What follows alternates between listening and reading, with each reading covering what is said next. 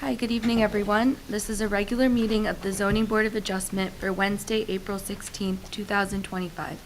Notice has been given in accordance with the Open Public Meetings Act by posting a copy of the notice on the first floor of the municipal building and sending a copy to the Montclair Times, Star Ledger, and Herald News. This is a public hearing in which any members of the public are welcome to attend. The meeting agenda is available on the Montclair website, as is a link to the Township's YouTube channel where the hearing can be viewed live or after the fact. The hearing is also being televised on Channel 34. And I'll call the roll. Chair Harrison. Here. Vice Chair McCullough. Here. Mr. Caulfield is not present. Mr. Church. Here. Ms. Harris. Here. Mr. Moore should be arriving shortly. And Mr. Simon. Here. Mr. Vera is not present. Ms. Grant is not present. And Mr. Griffith is not present. Mr. Cruz. Here. And then Mr. Sullivan. Here. All right. We have the minutes of the April 2nd meeting. I just have one change on page 6 on line 197, where it says existing property, change it to existing house. Anyone else with any changes to the minutes? If not, someone want to move the minutes with that change? I'll move the minutes, Mr. Chairman. Can we just- And note Second.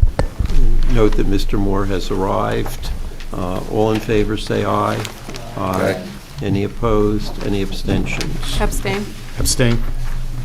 Then we have the resolution for the VG Ashwood application on Wildwood Avenue. I don't have any changes. Does anyone else have any changes?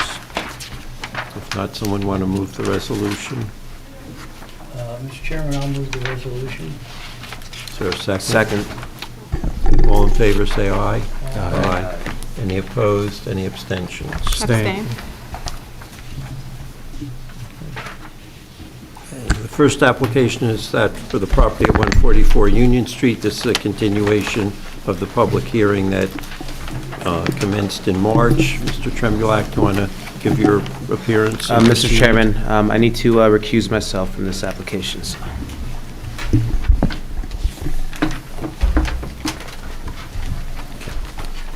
Good evening, everyone. Alan Tremulak, appearing on behalf of the applicants, Aaron Kissel and Meg Menzel. The chair has indicated this is a continuation of the hearing, which commenced in March. We have some, I think, brief additional testimony to provide this evening. Since the last meeting, as you know, we submitted revised architectural plans addressing some of the comments and suggestions that were raised by the board at the last meeting. We've also engaged a professional engineer who has prepared a landscape plan and a drainage plan for the property. So I'm going to have the two professionals discuss those plan revisions, starting with Mr. Klein, who testified at the last meeting, and you understand that you're still under oath?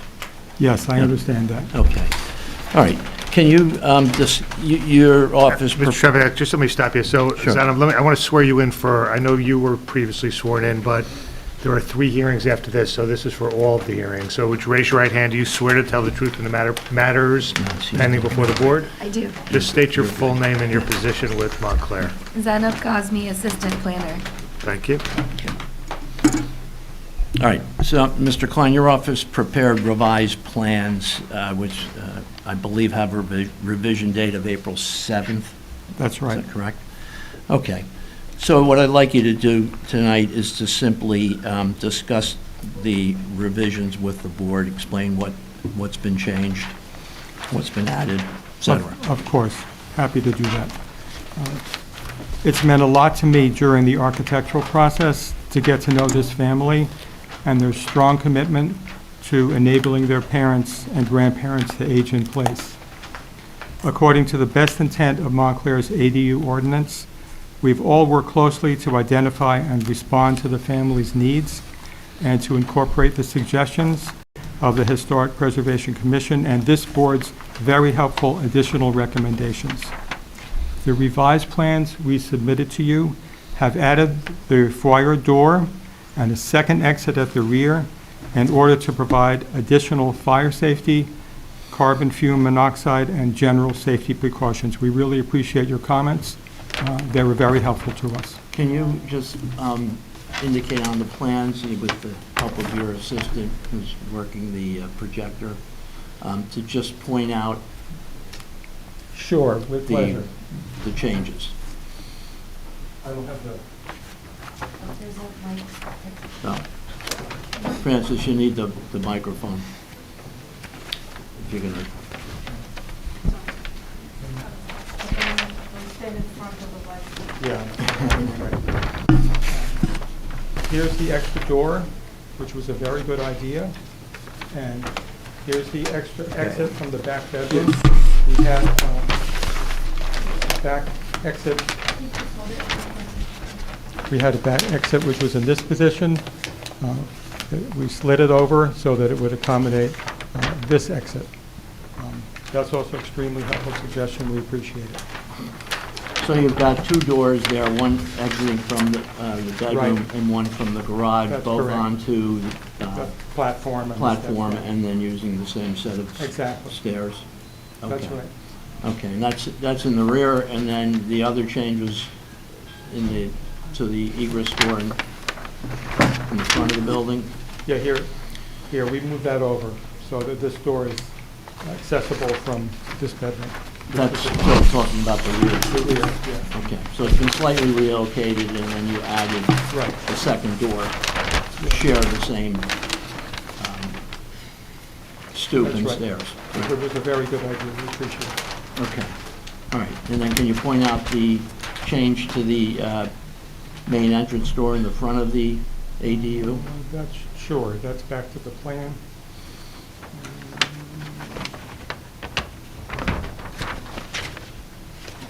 That one.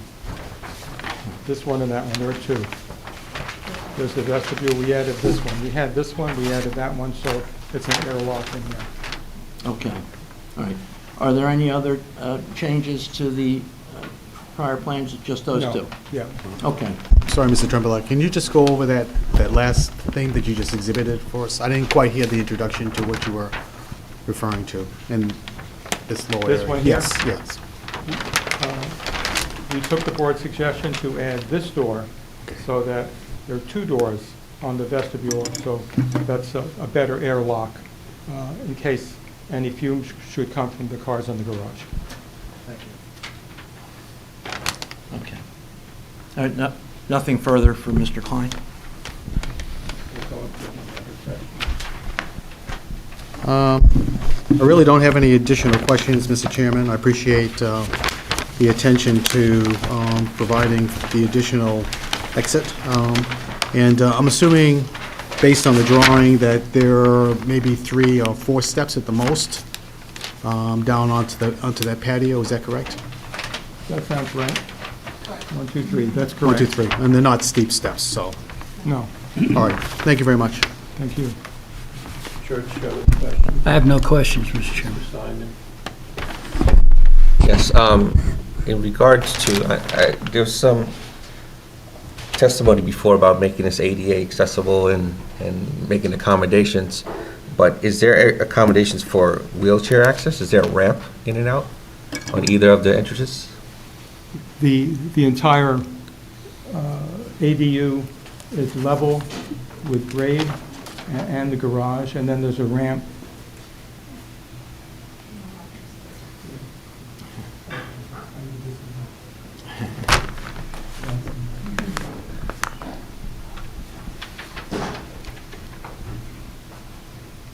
Yeah, this area is ramped to get out.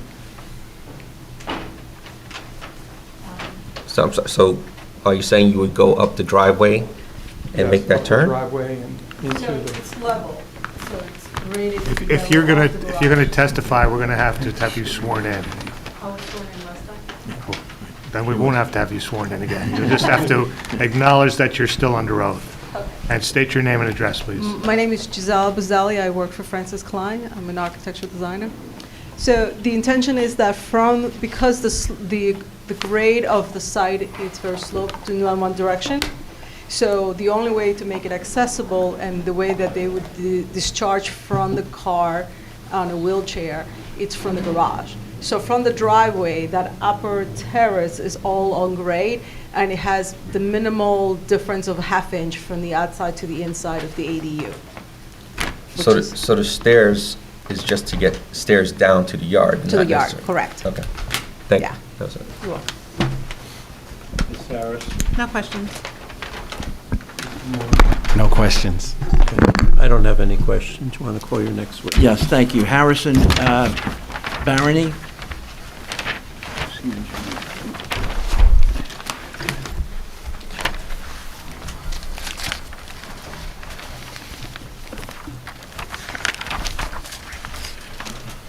He was not sworn in? No, new witness. Okay, good. Would you raise your right hand? Do you swear to tell the truth in the matter pending before the board? I do. State your name and address, please. Harrison Baranay, address 87 Hibernia Avenue, Rockaway, New Jersey, 07866. Would you spell your last name, please? B as in Bravo, Arany. Okay, Mr. Baranay, would you just provide your professional qualifications for the board, please? Yes. I have my bachelor's in science and civil engineering from Rutgers University. I currently have a professional engineering license in the state of New Jersey. It is current and in good standing, and I have testified before numerous boards across New Jersey, including Newark, Plainfield, City of Summit, Florham Park, Township of Morris, among others. When did you obtain your license as a civil engineer in New Jersey? I obtained my license in 2023. Okay, and what is your current business affiliation? I work as a professional engineer at E2 Project Management. We're an engineering consulting firm. Okay. Mr. Chairman, I offer him as a expert. Thank you. All right, Harrison, you prepared the landscape plan for this property and the drainage plan, correct? That's correct. Okay. And those have been submitted to the board. So what I'd like you to do is to, want to start with the Yeah, I can talk. drainage plan or the landscape plan, your choice. Yeah, so we submitted two sheets, two design sheets, plans dated March 31st, 2025, consisting of a drainage plan and a landscaping plan. Basically, due to the amount of disturbance and the increase in impervious coverage, we do not trigger a major development for stormwater, but we do trigger a minor development, which is an increase in 250 square feet of new impervious coverage. In doing so, we're required to store 2 gallons for every additional square foot of impervious coverage. And we're doing so by means of a dry well system, 2 dry wells situated in the rear of the property, and we are capturing all of the garage roof runoff, as well as we're proposing a small trench drain in front of the garage to capture any runoff from the garage and from part of the driveway. And currently, the existing garage right now doesn't even have any drainage, doesn't have gutters or anything of that kind, any stormwater management. So we're actually improving, although expanding the footprint, we're adding stormwater management now. So everything will be captured from the roof, piped underground to the dry well system and infiltrated into the ground. And the dry well system has called a pop-up cap emitter. So in stormwater events where water rises to larger storm events, basically due to pressure, the cap opens up and the water just naturally flows on the grass as it would if it were to hit the grass from a rainfall event.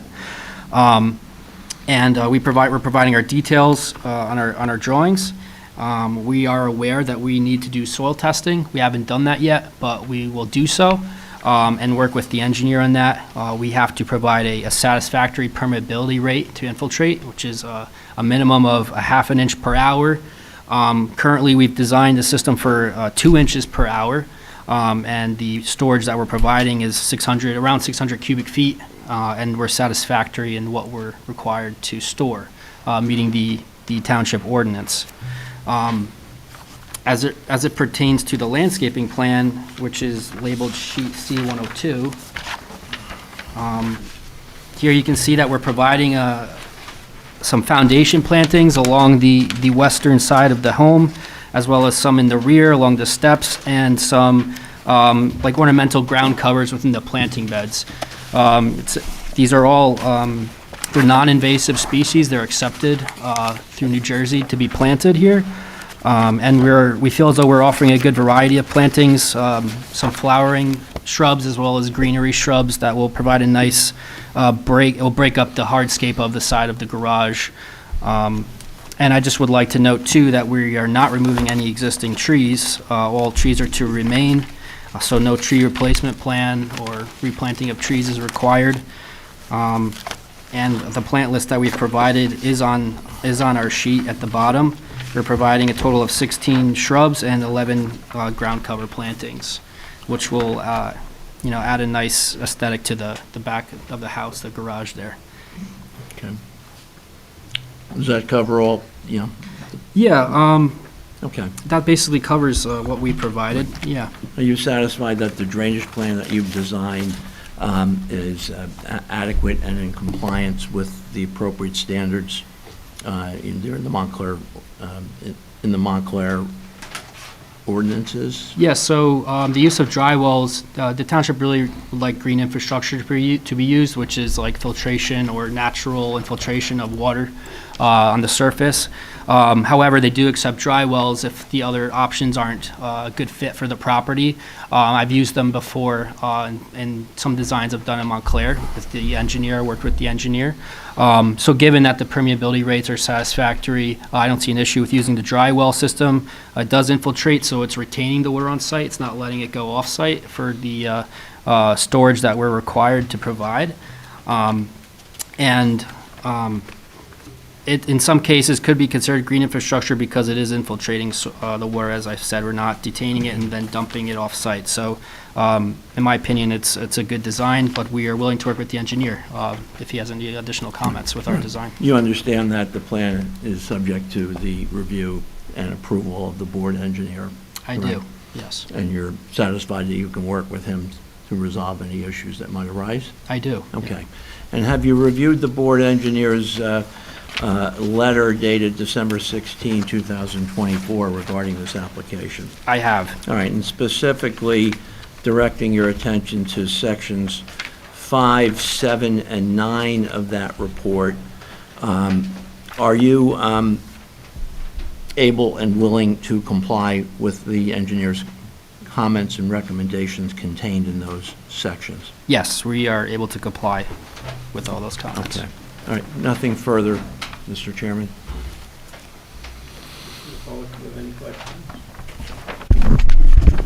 Yes, thank you, Mr. Chairman.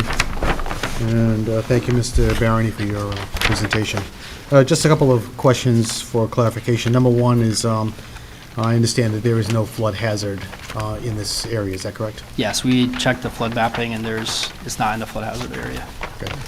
And then you indicated that in terms of the landscaping plan, you're not planting any new trees, not removing trees, not relocating trees. That's correct, yes. So the trees that are on C-102 represent what is currently existent, is that correct? Those are existing trees, Okay. yes. So just a question that I have is, in the previous hearing, we were looking at the ability, since this is an ADU, the ability of the occupants to be able to make an emergency exit if necessary. So we now understand from the revised plan that there is now access to the platform or to the patio in the back, in the rear. So if the occupants needed to utilize that in an emergency, is there anything in the landscaping plan that would inhibit their ability to leave from this, from the ADU and to be able to move sufficiently away from the building if that was necessary?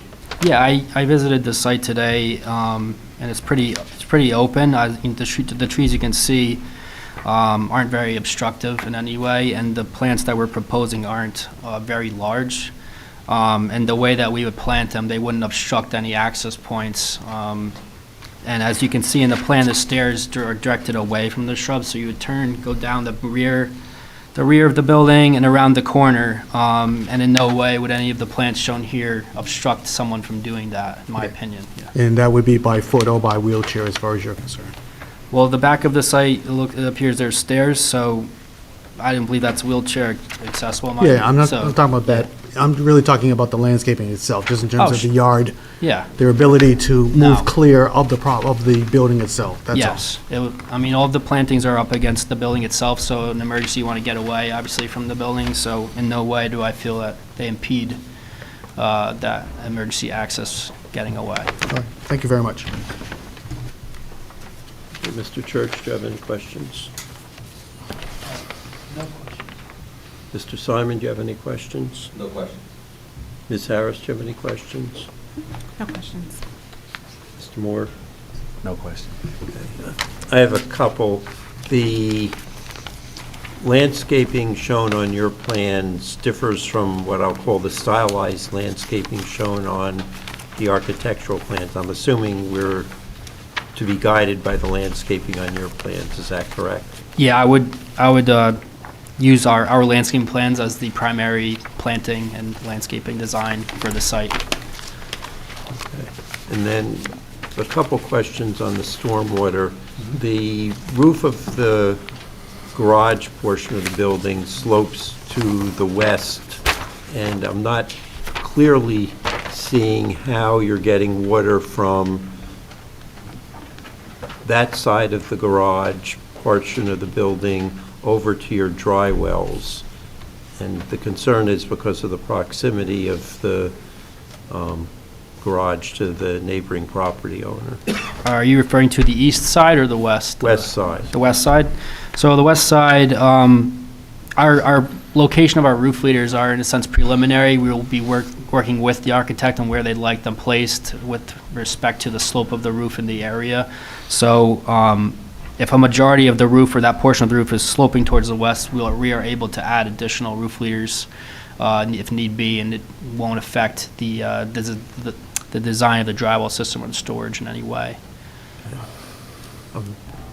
The question is, how is the water getting from there To the drywall. to the dry well? Yeah, so basically we have a series of roof leaders that come down, and then there's underground header pipes that are sized for the roof itself that get directed then towards the drywall beneath the ground.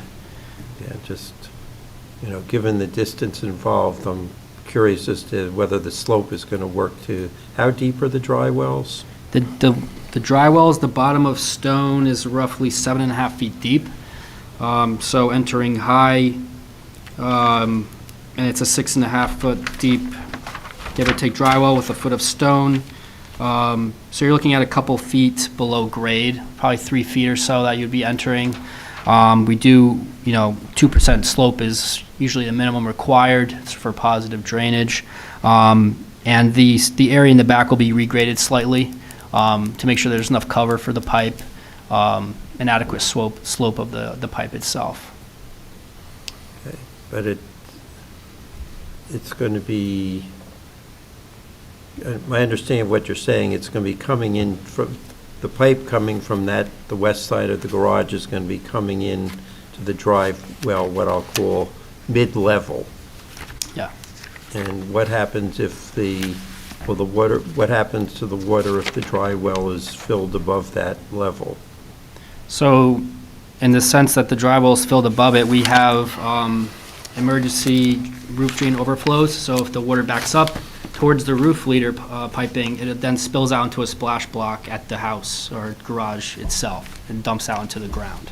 Okay, And so events that it backs up that much. Where would that be located relative to the property to the west?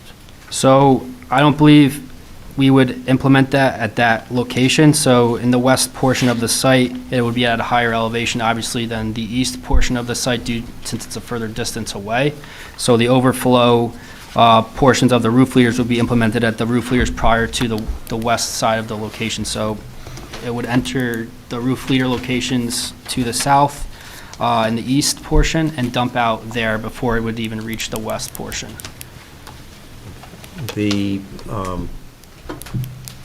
Assuming the drainage first goes into the northernmost of the two dry wells, is that correct? It does, And then there's an overflow pipe that takes it to the next yes. dry well, and then that's the dry well that has the cap that comes off if that one fills up, is that correct? That's correct. Anyone else with any questions? Okay. Are there any members of the audience who have questions either for this witness or for Mr. Klein? Okay. Mr. Tremblak, do you have any further witnesses? Yes, I do. I'd like to call Meg Menzel as my next witness.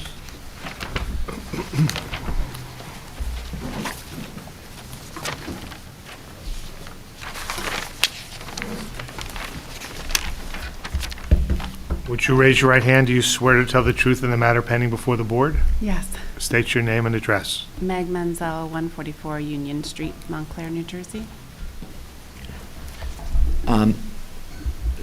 Meg, you're one of the owners of this property, married to Aaron Kissel, who was here last He was. meeting, could not be here tonight. All right, you asked for the opportunity to address some comments to the board regarding this application. So why don't you go ahead and Okay. tell the board what it is you'd like to say relating to Okay. this application. Thank you.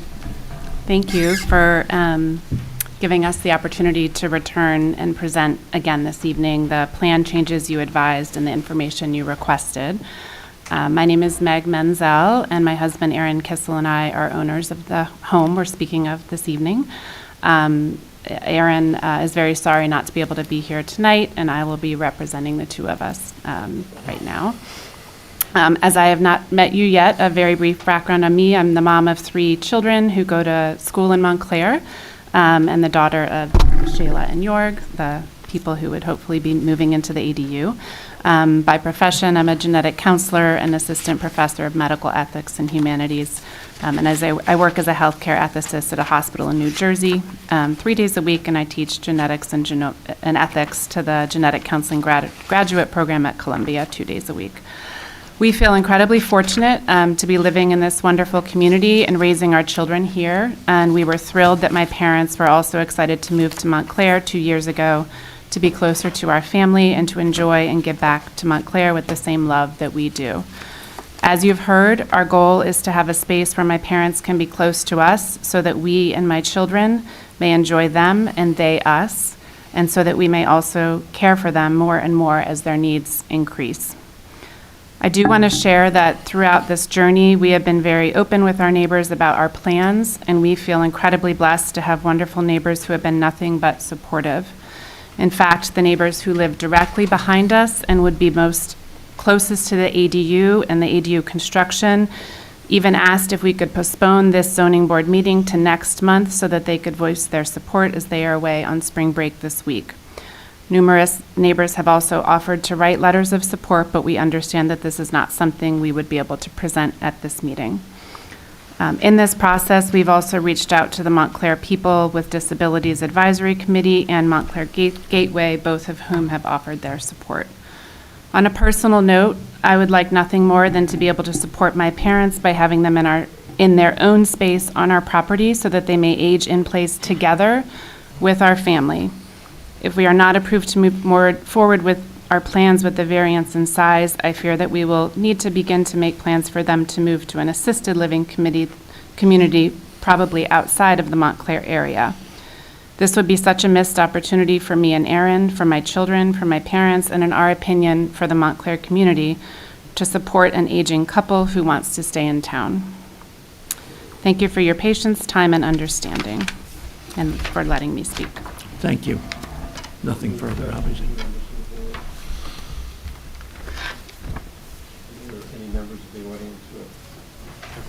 Any members of the audience who have questions for this witness? Mr. Tremblak, do you have anything further? One final witness, Mr. Chairman, and it would be Joerg Menzel.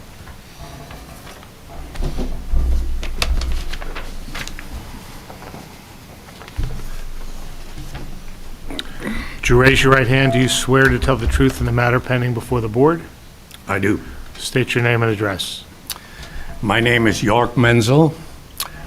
My first name is spelled Joerg, just like, and pronounced York, just like New York. I currently live at 36 Hawthorne Place in Montclair with my wife, Shayla Buckley, who is behind me. What is your relationship to the young lady who just testified before you? Well, you've already met Meg Menzel, my daughter, our daughter, and her husband, of course, is Aaron Kissel, our son-in-law. And then, of course, the wonderful 3 grandchildren. Although people tell us that we don't look like it, both of us will turn 86 within the next 3 months. And, but be assured that we do feel the accelerating age and experience both mental and physical problems. Thus, with your permission, I would like to read the statement that I prepared. Is that okay? Thank you. In 2022, while Shayla and I walked with Meg in the woods of Western Maryland, Meg saved her mother's life by recognizing her stroke at once and quickly calling 911. I did not recognize it. We all agreed then that we needed to live close to Meg and Aaron so that they could keep track of us and support us as needed. So in 2023, we sold our condo in Bethesda, Maryland, and rented a 1,340 square foot, 2-bedroom, 2-bathroom apartment here in town. That's where we live, 36 Hawthorne. In fact, this feeling of needing to be close to Meg then saved my life. Because while I was riding with her in the car from DC to Montclair, she noticed that there seemed to be something wrong with me that I did not detect. And she took me directly to nearby St. Barnabas Medical Center. I was promptly examined, admitted to the hospital, diagnosed with severe anemia, which I never had before, given several pints of blood, and released after a week of excellent medical care. So there were 2 instances that we can never forget. As Shayla and I get older, slow down, get more forgetful, and have greater difficulty walking, we are getting more and more dependent on Meg and Aaron. Thus, we need to be closer to them on a daily basis, but not so close as to intrude into their daily lives and their daily family life. But fortunately for us, we recognized early on Montclair's great initiative, Code 347-8, for the accessory dwelling units, the ADUs. And that is the ideal answer to our needs. And that's why we're all here. Architect Francis Klein, as you heard, and his architectural designer, Gisela Buzzelli, have come up with 2-bedroom layout for our ADU on the 144 Union Street property. It meets our needs. It anticipates our future ADA requirements. The plan serves the dual function of bringing the old 2-car garage up to ADA standards, as well as providing an ADU with full wheelchair access. The area of this ADU is 1,243 square feet. And that, of course, is above Montclair's current limit, and we know that. I've attended all previous board meetings, all discussions, and now, as the future occupant of this ADU, I shall address some of the questions which were raised before, and other questions which may be asked this evening. The obvious question, the first question, why do we require 2 bedrooms? A couple in their 80s and 90s has different medical needs and daily life patterns. In order to be taken care of by the other partner, especially with outside help, we require 2 bedrooms. When I first got COVID, Shayla could take care of me in 1 bedroom while being able to retreat safely to the other. And then, of course, the reverse was true, where I could take care of her. Last year, in our rental, when each of us went through a months-long coughing spell, our 2 bedrooms, of course, proved essential. So based on this experience and our different daily life patterns when we are not sick, we do consider it essential for our health and well-being to live in a 2-bedroom apartment. The current ADU maximum of 800 square feet is inadequate for us because the required ADA size of our bedrooms would very significantly curtail our kitchen, dining, and living areas. So we hope that the board will accept this real-life explanation from old folks in granting us the various variances. Second, what area is needed to satisfy the ADA requirement of full wheelchair accessibility?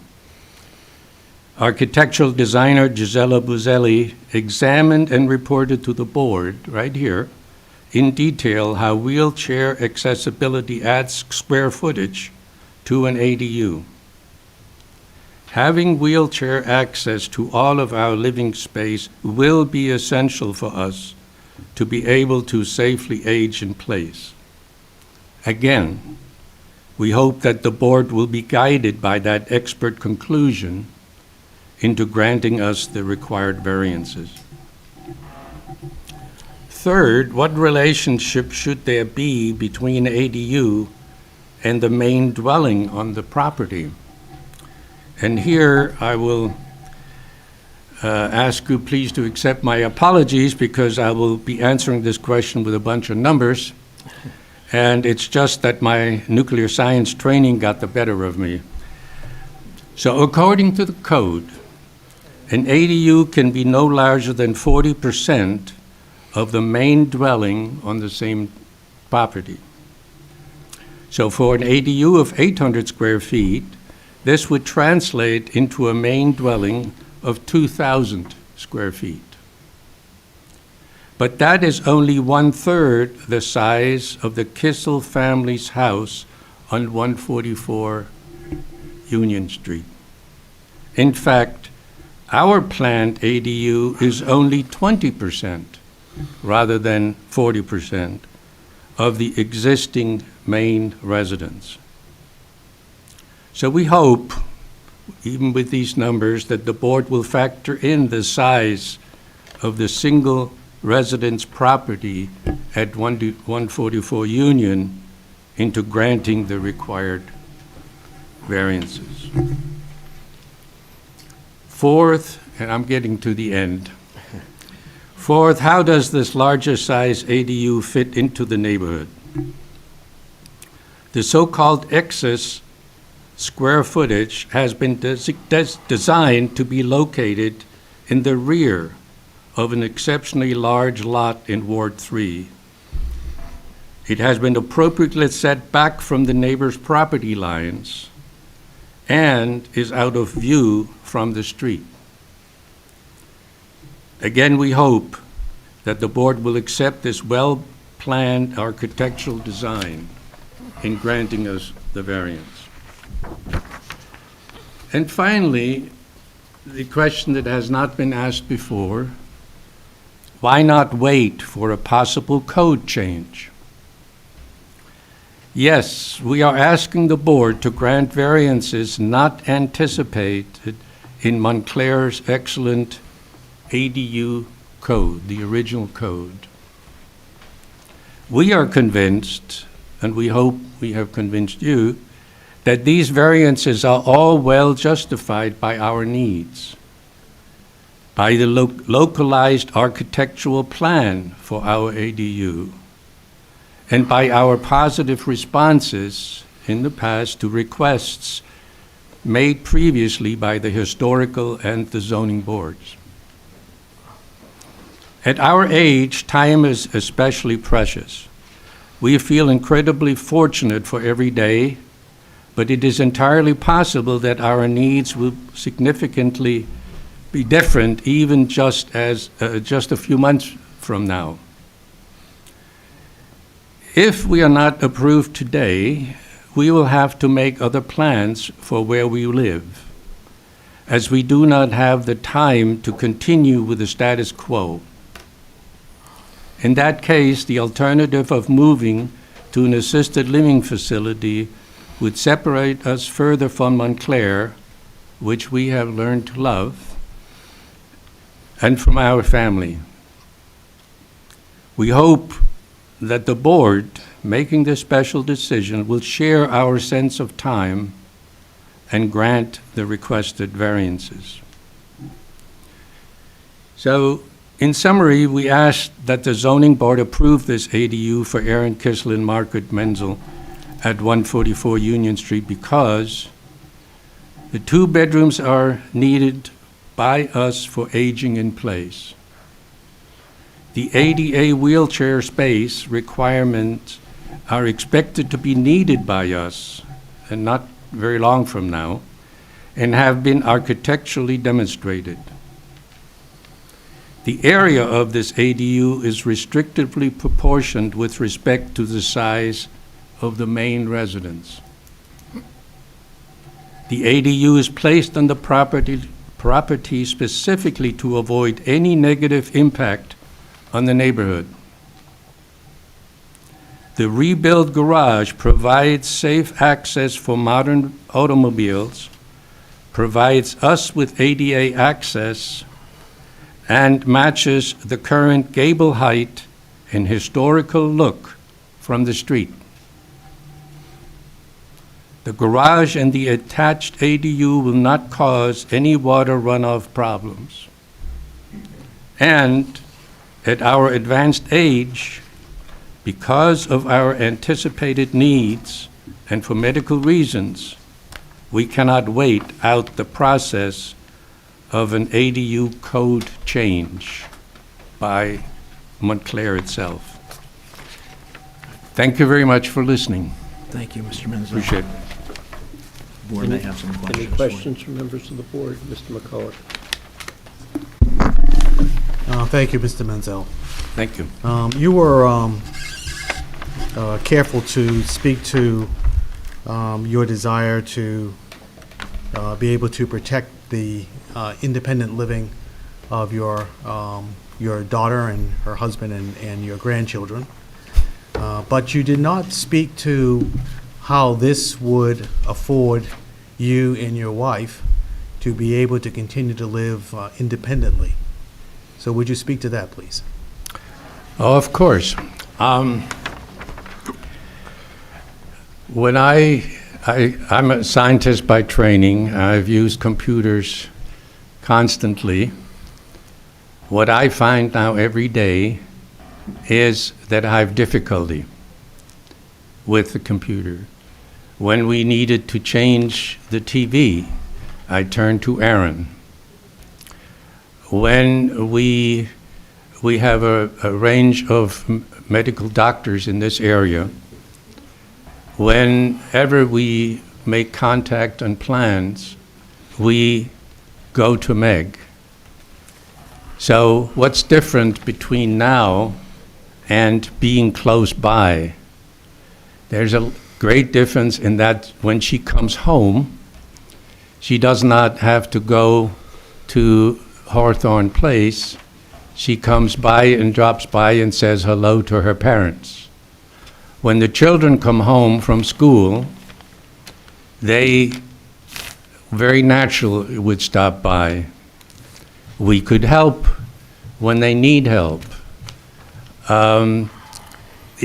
There's a long list of where the distance actually makes significant difference by conversations, by context, by being aware of our behavior. Our daughter will see us every day, and she will detect changes, just like she detected changes with Shayla walking and with me in the car. So that is the difference. And of course, we get the pleasure of spending time with the family, more time with the family.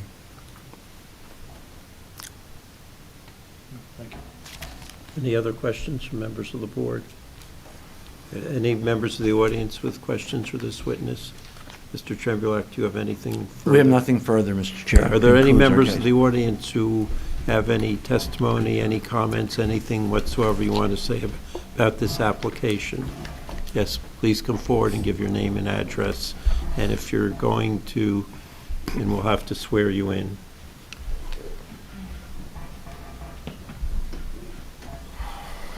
Would you raise your right hand? Do you swear to tell the truth in the matter pending before the board? I do. Give us your name and address, please. I'm Dr. Jonathan Schwartz. I live at 133 Union Street. I'm providing a neighbor testimonial in support of the proposed project. My wife, Catherine Zernicke, and I have lived at 133 Union Street for over 18 years. We are very fond of the neighborhood and the neighborly components within it. We have gotten to know Aaron and Meg Kissel in the years that they've resided up the street from us. They're wonderful neighbors, supportive of the community, and excellent parents to their 3 children. And we believe that their actions have consistently been supportive of a favorable neighborhood environment. And as a self-avowed tree hugger and bird watcher and amateur house aficionado, I can attest that the proposed structure will not in any way compromise the historic or aesthetic character of the neighborhood and of Union Street. And I believe my views are deeply shared by my wife, Catherine Zernicke, as well as our neighbors, Peter Rappaport and Marcia Marley, who live directly across from the Kissel family at 139 Union Street. My wife, Catherine Zernicke, also wanted me to emphasize that this is a project that reflects really the very best of Montclair: community and inclusion. It is what anyone would want for their parents and what anyone would want from their children. Any questions? Thank you. Any other members of the audience who have any comments on or testimony concerning the application? Mr. Trembulac, you want to sum up? Yes, thank you, Mr. Chairman. Thank you, Board, for your time and attention to this, very important application. So we need 4 variances from the Board. 2 variances relate to the garage and 2 relate to the size of the proposed accessory dwelling unit. I'm going to talk about the garage variances first because I think the rationale for granting them is fairly evident and supported under the standards in the municipal land use law. With respect to the garage, the first variance we need is a side yard setback variance to essentially maintain the 2.9-foot setback, which has existed since this garage was built approximately 100 years ago. We believe that variance can be justified either under C1 or C2 criteria. C1 we think is applicable because the garage, it's a lawfully existing structure. Relocating the garage to comply with the 12-foot setback requirement would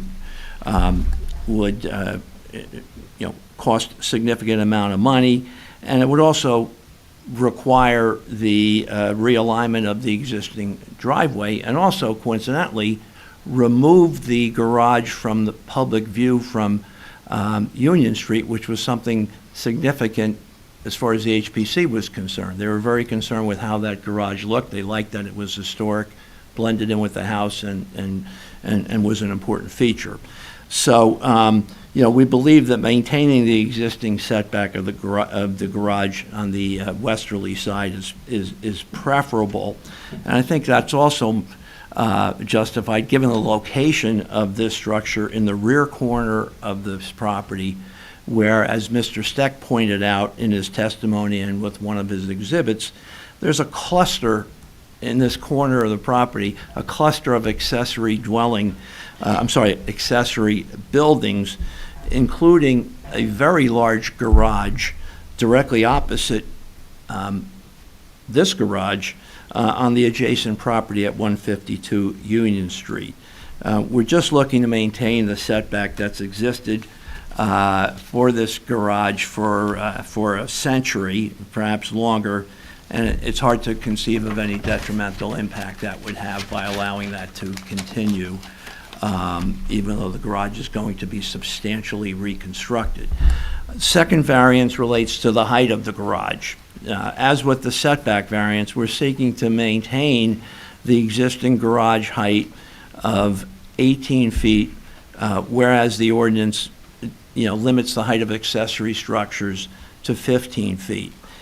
Interestingly, the existing garage is actually 15 feet high, measured at the front of the garage facing the street. However, because the land slopes downward to the rear, and then in calculating height, you have to take the average grade around the structure. Turns out that the average grade results in a building height for the garage of actually 18 feet. So the only reason we need a variance is, again, because of the topography of the property. And again, as with the westerly sidewall, we're just seeking to maintain a condition that's existed with respect to this garage since it was built 100 years ago. It's also important to note, as I think we pointed out, that my clients, when they went before the HPC, before I was involved, I did get involved in the HPC application, but before I got involved, they had proposed to reduce the height of the garage to make it conforming, which can be done. The HPC did not like that at all and felt strongly about maintaining the look of the garage, even though it's set back quite a distance, visible from the street. They liked the look. They felt strongly about maintaining the existing height and to not change the height whatsoever, and to maintain the Tudor appearance of the garage, which matches the main house on the property. So again, that's what the HPC wanted. Again, given the longstanding existence of this garage, it's hard to imagine any negative detriment that would result from allowing the height to continue as it's been. So, moving on to the more significant variances, which both relate to the size of the proposed accessory dwelling unit. So, we're dealing with what's really a new ordinance that was adopted by the town council just a little over 2 years ago in February of '23. And ADUs are not only new to Montclair, but they're new to the entire state of New Jersey. And to my knowledge, I believe there's only a handful of municipalities. I think Princeton is one. I believe Maplewood may be one. There may be others. I think we're going to see more of them enacted over the years, but these are new. We don't have a lot of experience with them. There's no practical experience to draw upon. The town was faced with this in crafting this ordinance and really taking a leading role in encouraging and enabling ADUs, at least in our community. And I think it's obvious that since we're dealing with a new ordinance, and I also understand, I believe, this is the first application this board has actually heard involving an ADU. And I'm sure you'll hear additional ones as time goes by. And I'm sure after we have experience in addressing this new type of housing unit, that there's likely to be adjustments, amendments to the ordinance, and I'm sure there'll be recommendations that this board will provide in the annual reports that you're required to provide to the town. And as we already know, there's currently an amendment to the ADU ordinance recommended by this board, currently pending before the council. I think there's likely to be further tweaking of the ordinance. I think there's some issues that have, I think, been raised by this application that might, provide a basis to rethink some things, particularly, kind of jumping out of turn here. The town provided that ADUs are permitted in all one-family and two-family zoning districts throughout the town. So, meaning an ADU could be permitted on a 5,000 square foot lot in the R1, district, and it could be permitted on a 1 acre or 2 acre property in the RO Mountainside district. But in either case, no more than 800 square feet, no matter what the size of the property is. I'm not quite sure what the rationale for that was, because the town first came up with, we want to make sure that these are accessory in terms of that it doesn't look like we're creating two-family uses throughout the town. So we got to make sure it's small enough that it's not viewed as a second, residence in our one-family zones that we value in this town are all looking like two families. So they came up, with a formula that said the maximum size of an ADU cannot be more than, or the maximum floor area cannot be more than 40% of the floor area of the primary dwelling on the property or the main house. But they then said, in no circumstances more than 800 square feet, no matter how big the property is, no matter how big the existing house is. So that's what creates the problem for us in this case. In evaluating the ordinances, I think, the starting point has to be the ordinance itself and to look at the public policies underlying the enactment of the ordinance. And those policies are stated right in the ordinance itself, and I think it's important for me to review those briefly. And Mr. Steck pointed this out in a part of his testimony. The ordinance adopted by the town in February of 2023 included some very important recitals as to why the town felt it was important to enact this ordinance. And I'm reading from the ordinance. Quote, whereas older residents living on a fixed income are especially at risk and face the possibility of having to leave the township, taking with them a lifetime of experiences that benefit the entire community. And secondly, another whereas clause, people with disabilities face considerable challenges when finding adaptive housing and risk having to live away from family and trusted support networks in order to find appropriate living environments. It's very interesting how those statements really match up with what you just heard here as the compelling reason for the variances that we're seeking. So those are in the recital provisions of the ordinance. And then the very first section of the ordinance talks about the purpose of intent. And again, I just want to read a couple of them. But the ordinance says, "The Montclair Township Council finds and declares that the purpose of this section is to, 1, provide citizens with the opportunity to retain their homes, age in place, and create adaptive living environments for people living with disabilities." Go on, and the third purpose is recited is to integrate these housing units within existing neighborhoods, respecting the character of the neighborhood. And then lastly, to provide flexible housing options for residents in keeping with the goals of the master plan that respond to changing family needs, smaller households, and increasing housing costs.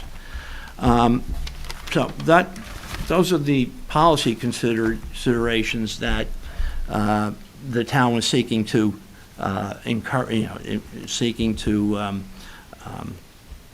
fulfill, if you will, by enacting this ordinance. The focus of the ordinance is to provide additional housing options for older residents so they can age in place, and with an additional focus on accessibility and accommodating the needs of people with disabilities. That's the focus of I think a major focus of the ordinance, and it's certainly a major focus of our application before you this evening. Clients want to provide an accessory dwelling unit for Ms. Menzel's parents, elderly parents, so they can age in place in close proximity to their children and grandchildren in a community that they've grown to love in a short period of time, and also to have a fully accessible unit. So the reason we need more than the 800 square feet that the ordinance allows is to provide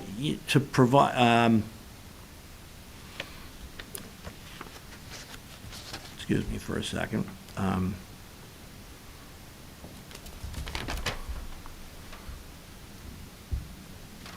Okay. The reason we need a larger unit is primarily for two reasons. As you heard explained much better than I can, there's a need here due to the particular circumstances of the couple that's intended to occupy this unit. There's a need for 2 bedrooms and a need for separate rooms, as well as those rooms need to be a little bit larger to accommodate an aide or a caregiver and tables and whatever else might be required, as well as to allow for wheelchair accessibility in those bedrooms. If you look at the ordinance contemplates a 1-bedroom apartment because it limits ADUs to no more than 3 rooms in addition to a kitchen and bath. So if you're allowed a kitchen and bath and 3 other rooms, I think the contemplation was 1 bedroom, a living room, and perhaps either a dining room or an office or family room or something like that. Here there's unique personal circumstances which create the need for 2 bedrooms. And then the second reason is why we need relief from the ordinance is because of the fact that the entire unit needs to be accessible. And we heard testimony and numbers and calculations from Francis Klein and his assistants explaining the additional square footage required to provide accessibility. So those are the very unique, particular, personal, compelling personal reasons for the relief we're seeking. I think it's important to point out that we're asking for relief purely for the personal reasons here. Certainly not looking for any financial gain. We're not looking to create a larger ADU because, hey, 2 bedrooms, we could rent it for more money, and wouldn't that be great? Clearly, that's not the intention here. It's not the motivation. So we think that the variances related to the size of the ADU can be justified under Section C2 of the statutes because the benefits of granting a variance substantially outweigh any detriments. And the benefits, the public benefits, are what I've already indicated, just looking at the public policy expressed in the ordinance and the goals and objectives and what the town was trying to accomplish in that ordinance. It matches up exactly with what we're trying to do here and the relief that we need.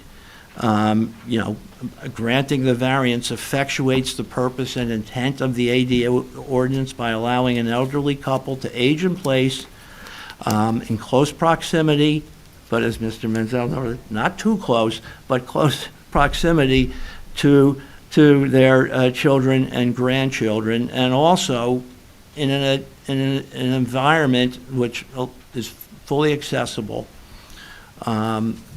which again is another goal sought to be accomplished by the statute. So we think those are significant variances, significant benefits, and also that those benefits substantially outweigh any detriment. In fact, we don't perceive how there could be any detriment given the particular circumstances of this case and the property involved. And I say that for the following reasons. Number one, this is a large lot in the RO zone district. The lot consists of 34,518 square feet of land area. The minimum lot area requirement in the RO zone is 20,000 square feet. So we're almost 15,000, roughly 70% or so larger than the minimum lot area. So it's a large property.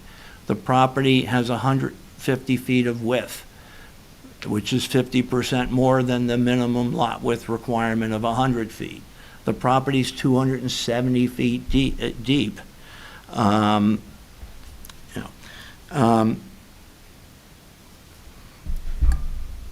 So we're dealing with a large property which can accommodate the larger ADU that's been proposed. We talked about, the ordinance. If you put aside the 800 square foot limitation, the ordinance provides that the permissible size of an ADU is based upon the size of the principal dwelling on the property, or in this case, the house. This is a fairly large house with 6,088 square feet of floor area, excluding the basement, 6,088 square feet. We're proposing an ADU of 1,243 square feet, which is only about 20% the size of the main house. The ADU ordinance, again, but for the 800 square foot limitation, says we're okay as long as it's no more than 40% the size of the house. And we're half of that, basically. Thirdly, again, demonstrating the absence of any negative impacts from granting these variances, is the location that's proposed for the ADU. It's in the rear corner of the property, in an area where there's a cluster of accessory buildings, including, as I mentioned earlier, a fairly large garage structure on the adjacent property next door at 152 Union Street. They're all kind of clustered together in that corner, and Mr. Steck had a picture of that as part of his exhibit. So that's where the location would be. It's also remote from the street, over 200 square feet from the street, and it would be shielded by the house, so it wouldn't be visible. The garage would remain visible, which is what HPC felt was important, but the ADU attached to the garage would not be visible from the street. Nobody would see it. And there's plenty of, last thing is, there's adequate room, more than adequate room on this property to handle the additional stormwater that would be generated by the additional impervious, coverage that's being proposed. And we demonstrated that through the drainage plan that's been submitted. And, the property naturally slopes to the east, away from the ADU. So there'd be no negative impacts upon the neighbors, neighboring properties, by allowing this larger ADU than is permitted. It's also, I think, significant, we're talking about negative criteria and impacts on the neighborhood, the fact that no one showed up to speak in opposition to this application. And one neighbor, Dr. Schwartz, obviously, spoke very eloquently in favor.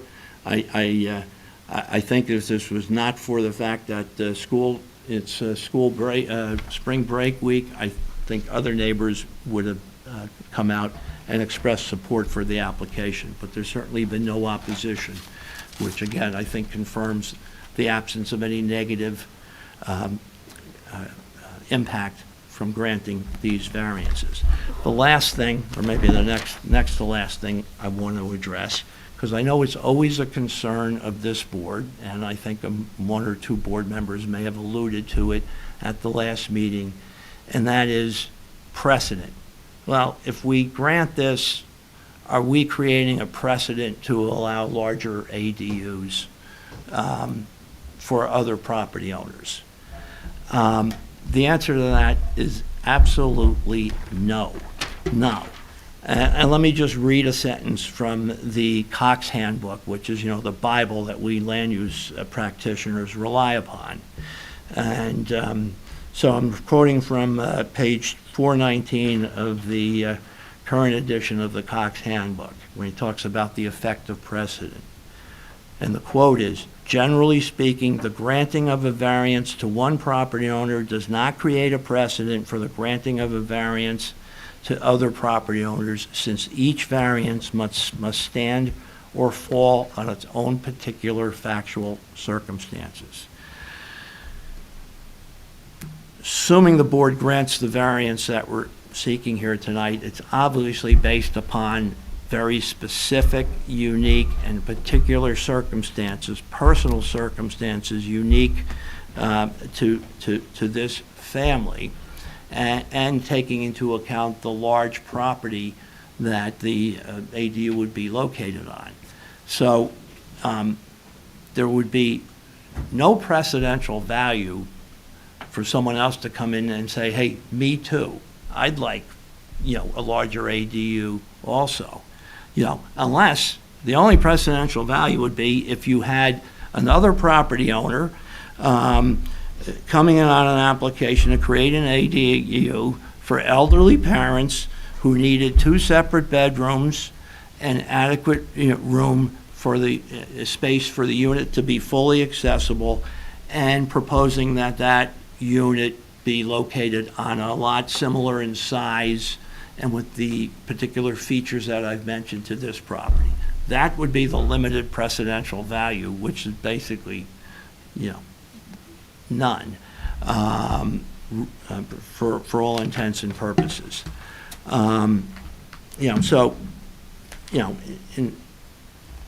In summation, as I've said several times already, there are unique, compelling personal reasons for granting all of the variances that we've requested, and that approving the ADU variances would actually effectuate and be consistent with the policies and the goals and objections that our town council sought to promote by enacting this ordinance. Allowing for people to age in place, provide adaptive living environments for people with disabilities, providing for additional housing units that respect the character of the neighborhood, and provide housing options for residents that respond to changing family needs, smaller households, and increasing housing costs. We believe that for all of those reasons, the board should grant the variances that we've reflected, and that we've established that those variances are justified under the requirements of the municipal land use law, and that we've met those standards. So once again, thank you for your time on hearing this very important application and for considering our presentation. So. Start the discussion, Mr. McCullough.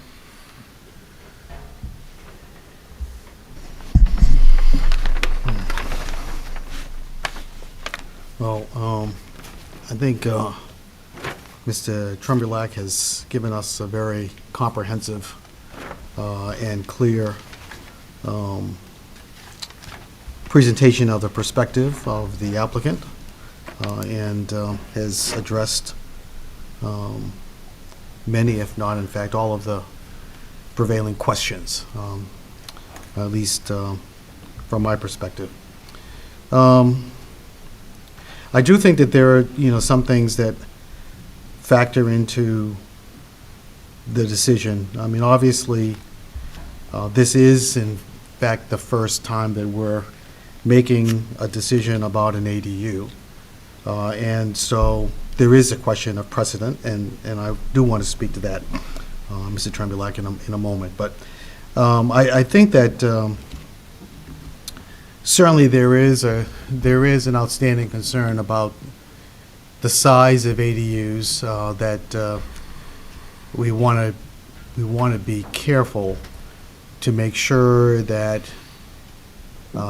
we don't end up in a situation within the township where we're unintentionally increasing the density of our neighborhoods and the community.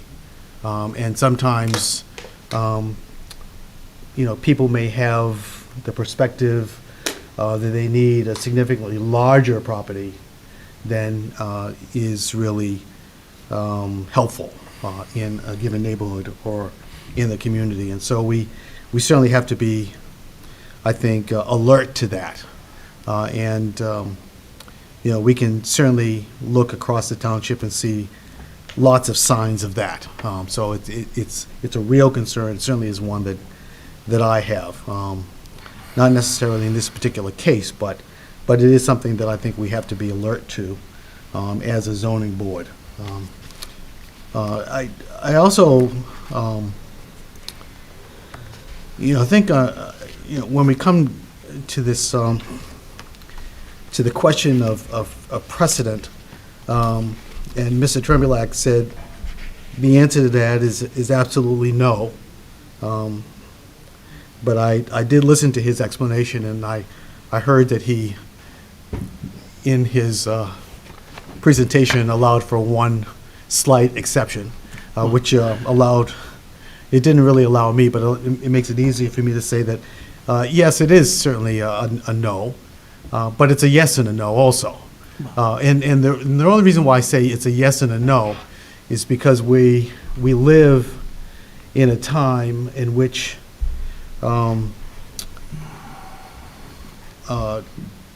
public perception can make things that should be very obvious less obvious. That arguments can be made about whether or not something was intended to be in one particular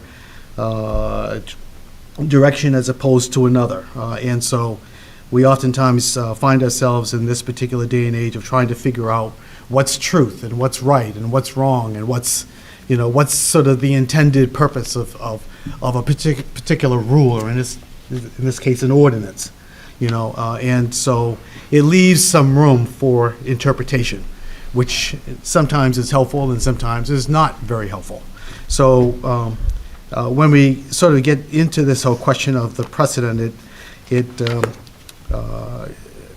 as we're sort of looking at it, I think as a zoning board, we want to be careful that we don't set, sort of on the first opportunity that we choose to sort of change the precedent,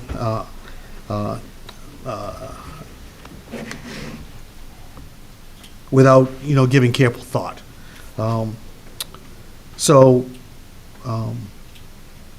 I do think that when the township considered the ordinance, it did have, a concept in mind. And I guess my thinking about that is that in terms of the concept, the township was beginning from a place where it sort of had a blank slate, and needed to create an ordinance to speak to what an ADU opportunity might look like within the township. And I think at that particular time, it gave its best effort to sort of define that. On the surface, that's good. The reality is that experience informs decisions later on. And I think that's part of what's happening here, is that in terms of this presentation, this application, we're looking at an opportunity or an application that informs the discussion about the ordinance and what really fits for this community. And so even looking at something as clear as the wide variety in terms of the size of properties that exist across the township sort of challenges the notion of what makes the most sense in terms of a maximum size of an ADU. So I think already we're beginning to hear that there are experiences that will ultimately cause the township to wrestle with this whole question of the ordinance. And I certainly appreciate the fact that the Menzels have also called to our attention that there is a factor of timing that should be taken into consideration. I think the last point that I would want to make, and I think is really about what I would consider to be the principle of independent living, which is why I asked Mr. Menzel the question, because it's one thing to say that the intent of the ADU is to provide an opportunity for the occupants of the main house to be able to provide care and support for the occupants of the ADU. I think there's also a principle here, which is to see how we as a township can assure, to the extent possible, that the occupants of the ADU are able to continue to live independently, so that we're not necessarily making the argument for someone to go into the ADU who is wholly dependent upon those living in the main house on the property.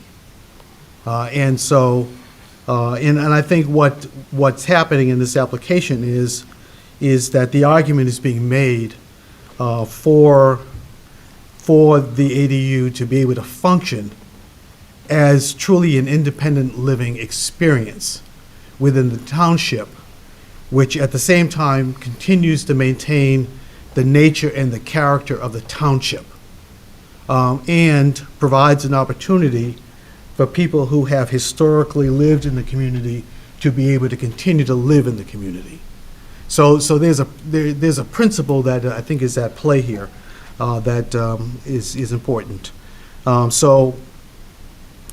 are a lot of other thoughts that I have that I'll certainly set aside for the moment, but I would simply conclude by saying that I'm in support of this application. I think that it does certainly change what seems to be fundamentally the intent of the ordinance. But at the same time, I think the application makes the argument for why we need to have some flexibility in terms of how the ADU experience is lived out in this community. And I think at the same time also provides an opportunity for us to look at ways in which, or for the township to look at ways in which it still can create boundaries that still limit what an ADU is, so that, again, it doesn't ultimately end up as someone creating a massive structure on a piece of property that is not the intent of the ordinance in the first place. So I'm generally in support of this application. Mr. Church? One of my concerns with this application was, as we expressed, I think, at the last meeting, was the fact that we have to make a variance or grant the variance for something we don't have a history of in this town. And my concern became one of fear of setting a precedent. That was certainly in my mind.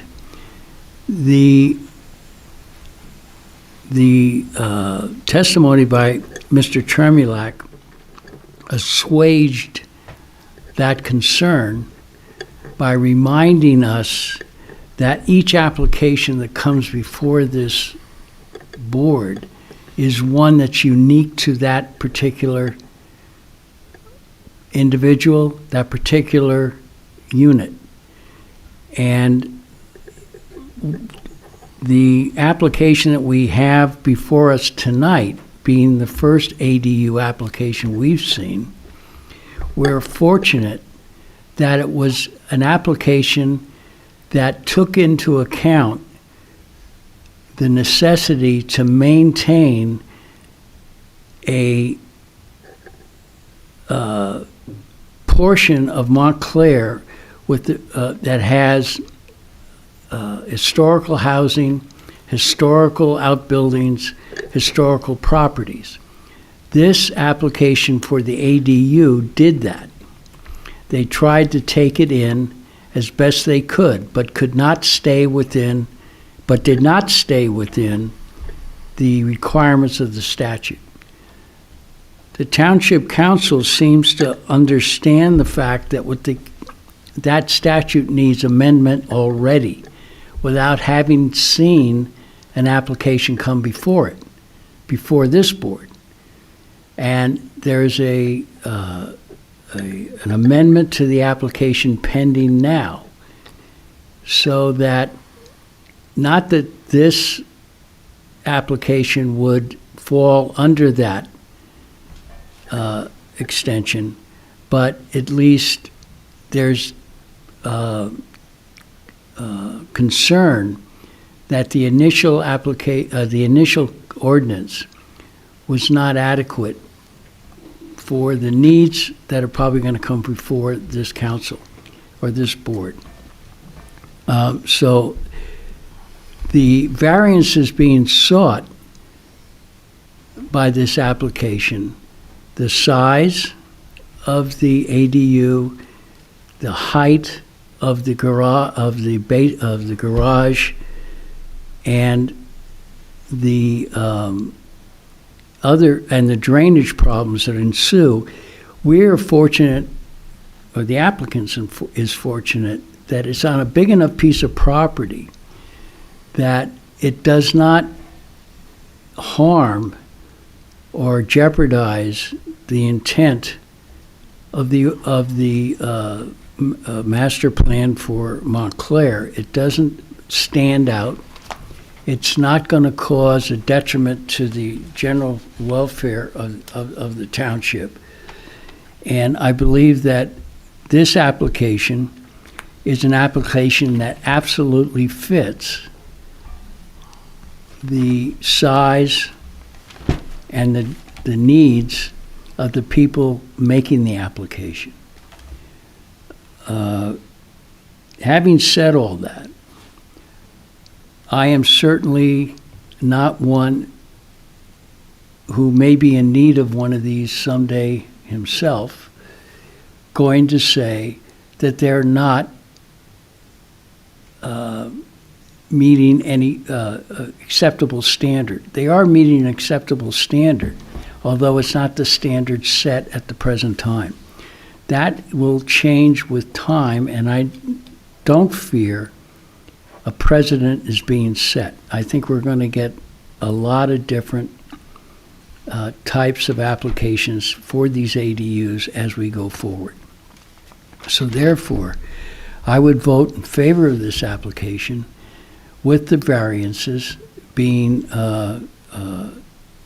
accepted of the height and the setback from the neighbor's property of 2.9 feet or whatever it is. I would say leave it the way it is.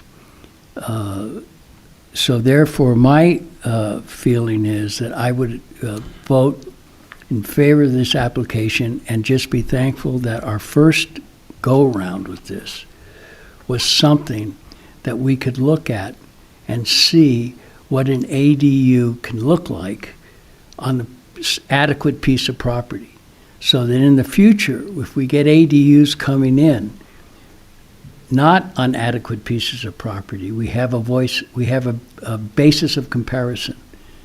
And we can look to this application as the first one that we approved. So I approve this application. Mr. Simon? I think this scenario is exactly what the town had in mind when they came up with the ADU provision. I think that in this situation, this is definitely the case that we would want to encourage for the residents. I think the ADUs in general should be appropriate for the property that they're going on. So that one size fits all would be difficult to maintain and would not even make sense to have a little shed on a property that's so large. I think it would be inappropriate. So I have no problem with the variances being requested regarding size. The one question I have, which I'm not sure of, is what happens 20, 30 years from now. There was some mention in the last testimony about having separate meters for the ADU, which made me think of, you know, a separate unit that could be rented for whatever reason for the next owner. I'm not saying for this case here. So is there the ordinance only requires that one of the units on the property be occupied by an owner of the property, but the other unit can be rented. It can be rented? Yes. Okay, so I just wasn't sure about that, but all that, I am in favor of the application. Ms. Harris? I'm in favor of the application. I think given the size of the property and the lot and your needs, the variances in terms of the length of the wall and the square footage makes sense. The other two variances are existing conditions that you're maintaining. And I thank you. I'm glad to see people taking advantage of this ordinance and not only creating housing that fits your family's needs, but you're moving out of Hawthorne, another family can move in, which is exactly the point of the ordinance. So thank you. Mr. Moore? I'm in favor of the application. I think that from the testimony and also from the experts, it all comes together and makes a lot of sense in order for you to age in place and have an intergenerational home environment. I think that this certainly mirrors the type of community that Montclair is and why there's a zoning board so that we can consider these types of applications that only enhance and speak to the current day-to-day, right? So I don't see this as being a detriment to the neighbor and or community. I think that if anything, it enhances inclusion and being able to have a vibrant community in which we serve. So I'm in favor of the application, and I think that you all have done a wonderful job at addressing what the modifications that we wanted you to take care of, as well as the historical preservation and in your presentation as well. Okay. I'm going to give a long discussion. Let me start off by not in favor of the application. And let me start off with, when I was 6 years old, my parents built a house in Montclair. The location was chosen because it was a block and a half from where my maternal grandparents lived. Many days when I, particularly 6 to 10 years old, when I'd come home from school, I'd go to my grandparents' house for various reasons. My grandmother taught me to play baseball. I'm still playing softball. This was a very important part of my growing up. So I understand fully what you're doing and why you're doing it. But, as the ordinance is new, we had one other application. The applicant disappeared after one hearing. I think it was potentially approval. It was that application that led us to make the recommendation to the governing body that they amend the ordinance related to ADUs in the R1 and R2 zones, so they could actually achieve the size that was allowed, and that ordinance is pending before the town. The concerns here, and I'm not sure if I should start with the basic accessory structure limitations or the ADU limits. I guess the ADU limits. I would have no problems with a variance. The testimony from the architect was the extra 50 feet that's given for an accessory unit to provide handicapped accessibility, was not sufficient, and I forget the exact number, but it brought it up to around 900 square feet as to what would work in order to provide the handicapped accessibility. I think that would be fully justified in keeping with what the intent of the ordinance is. I have no problems with the 2 bedrooms. Those are reasons I'm not sure what the intent of the ordinance was, but I think it was focused on size, not exactly what rooms, what configuration of the rooms. My concern here, and it relates to both, accessory structures in this zone have a limit on the length of any one wall, which is being exceeded for both the garage and the accessory dwelling unit. I don't remember ever actually getting an application for an accessory structure in this zone exceeding the 36-foot permitted length. We have routinely shrunk garages saying you don't need to go that deep, and we weren't even talking about 36 feet. Dealing with setback issues. The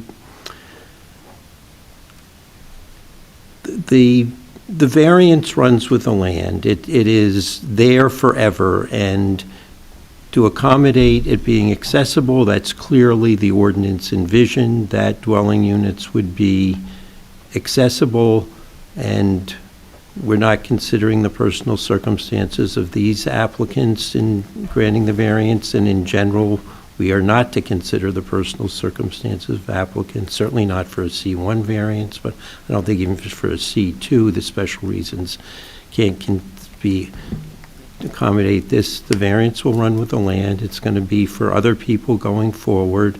But it is, the reason the accessory dwelling unit is too large, the reason it is too long is the large open living dining area that is being provided.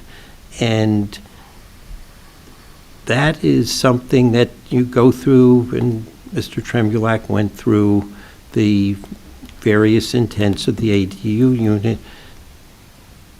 That wasn't part of it, and I understand that is very nice to have, but it goes far beyond what the intent of the ADU ordinance provides, and it is something, you know, that this is,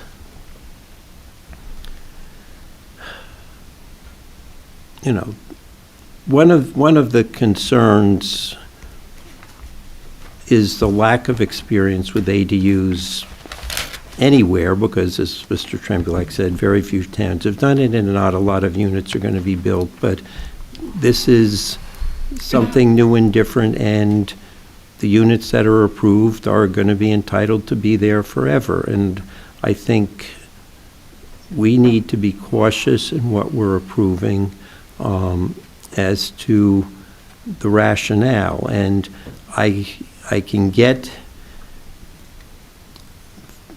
very far in terms of, in order to accommodate handicapped accessibility, there are various reasons why 2 bedrooms, and it can be apart from the particular circumstances of the parents of this applicant that, you know, may make sense for that to be the case. And but it's, you know, I indicated at the last hearing, I mean, we've approved lots of 2 bedrooms with 800 square feet, and you know, and there's, you know, no problem doing more to accommodate accessibility issues, based on testimony doing that. But I just, it is,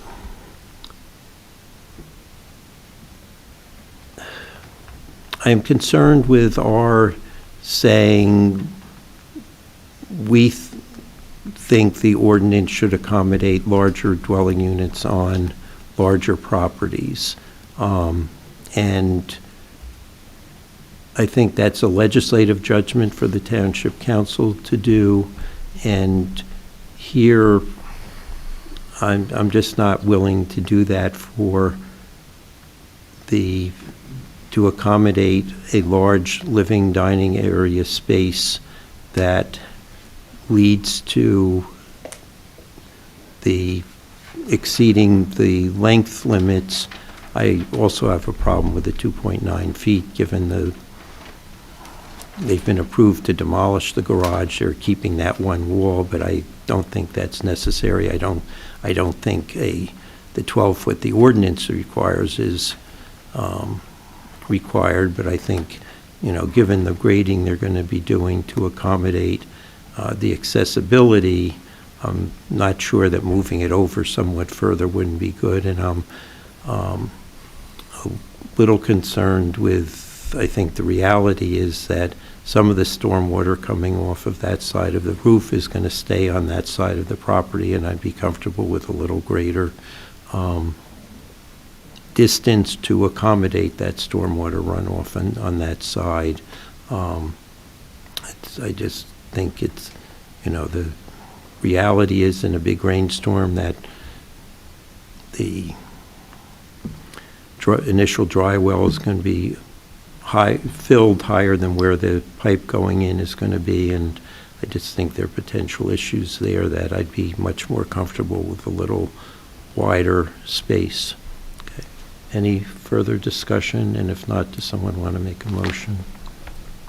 In terms of the setback, what What distance setback would you be comfortable with?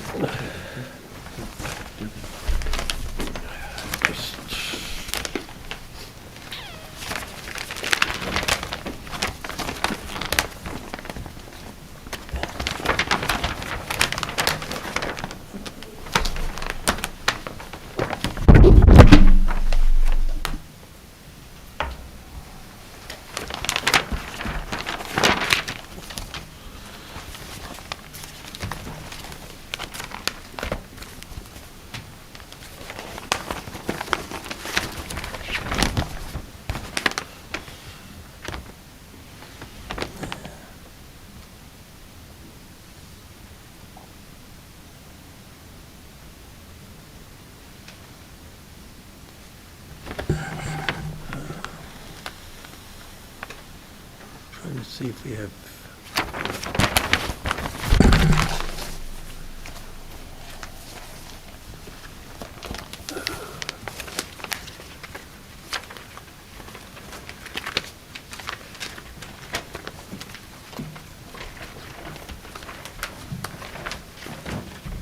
My instinct is to say 5 feet. I'm trying to see if we got a survey for here.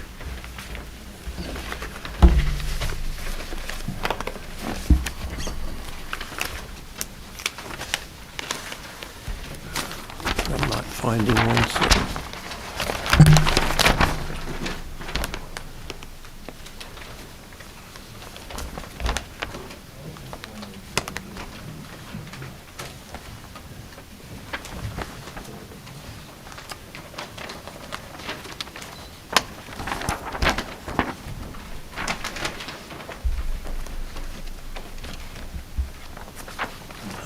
I'd say 5 feet. Is a 5-foot setback possible? I mean, given the grading that will have to be completed. I missed the question because I was distracted by Sure. Mr. Menzel. It's a but you're 5-foot talking about side yard setback. moving the garage? Yeah.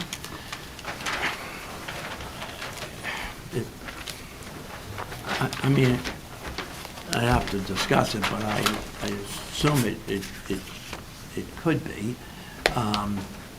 But, you know, it's 2 feet, given the location, you know, the garage on the neighbor's property, I think is very close to the property line. Well, you know, the other thing is historical, you know, the HPC, I think, would have some concerns about, you know, moving that garage. It would still be very visible from the street. Okay.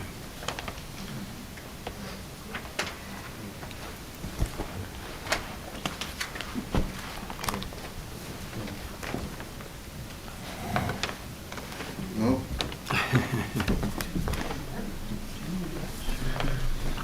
So, Mr. Chairman, I'd like to ask a question for clarification from you. And then, in light of your response, I might have a question for Mr. Sullivan. All right? Okay. So, did I understand from you a concern in your summary, a concern that... I'm sorry. I want to make sure Mr. Chairman hears the question. Okay. Yeah, thank you. I'm sorry. Mr. Chairman, in your summary, did I understand correctly that you have a concern that if we were to approve this application, that we might be influencing or affecting the ability of the township to either maintain the ordinance as it currently exists or to change it? That's a question for you. Okay.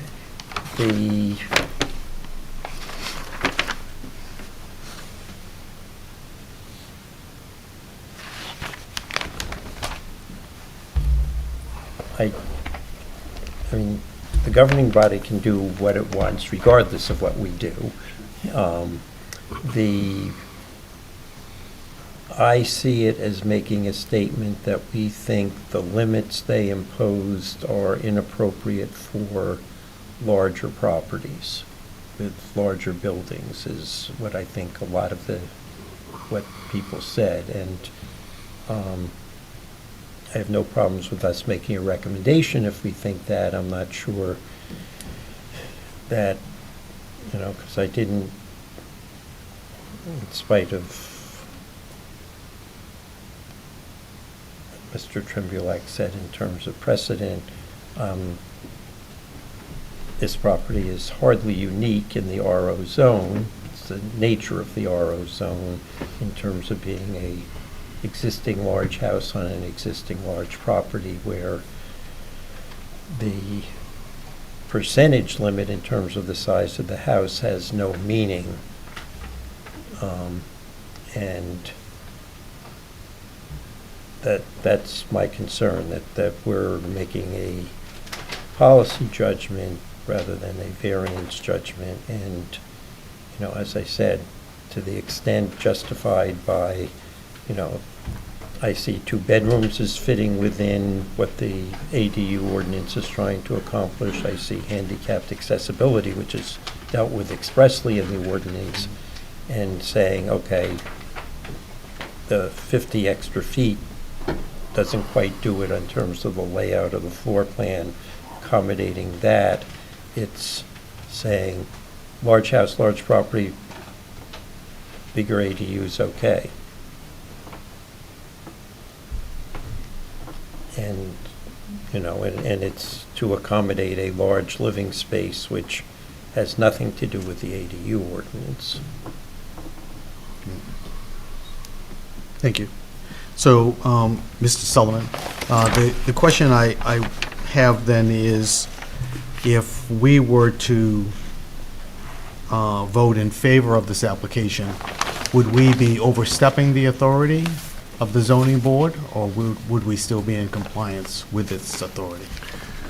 Well, let me just say, this is up to you as to whether or not you think the variance proofs have been met.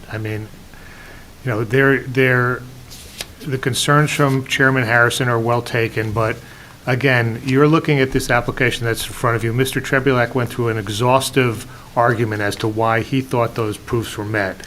If you agree with him, you should grant the variances.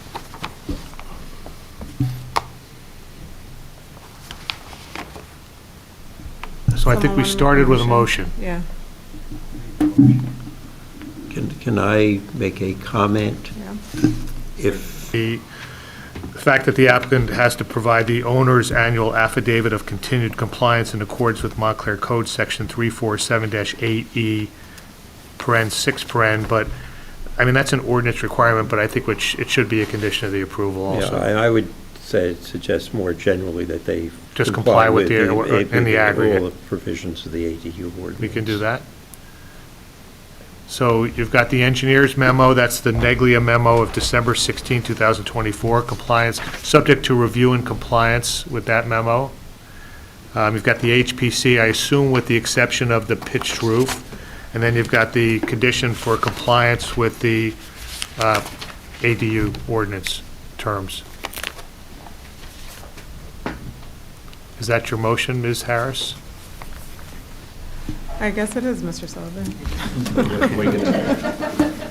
Is there going to be any change to the side yard, to the 5 feet? I don't think so. We can go ordinance by ordinance and vote that way.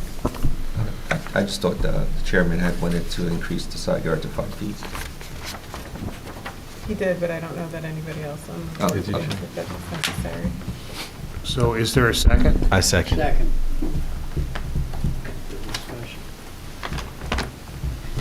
All right, I will call the roll. Should I go for each variance or for all variances? I think you can do it in the aggregate. Okay. Seemed to be a consensus. Chair Harrison. No. Vice Chair McCullough. Yes. Mr. Church. Yes. Ms. Harris. Yes. Mr. Moore. Yes. Mr. Simon. Yes. Okay. Thank you very much. Joe, you're home.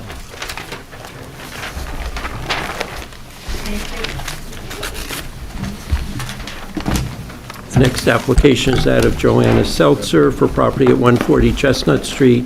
This is an application for rear yard setback variance associated with a plan to remove an existing detached garage and construct a one-story, 1.5-story additions to the rear and left side of the dwelling that will include an attached garage. The property is located in the R1 one-family zone district and is designated on the Township tax maps as Lot 13 in Block 1514. A variance is requested from Montclair Code Section 347-45D to permit a rear yard setback of 17.75 feet, whereas a minimum of 36.5 feet is required.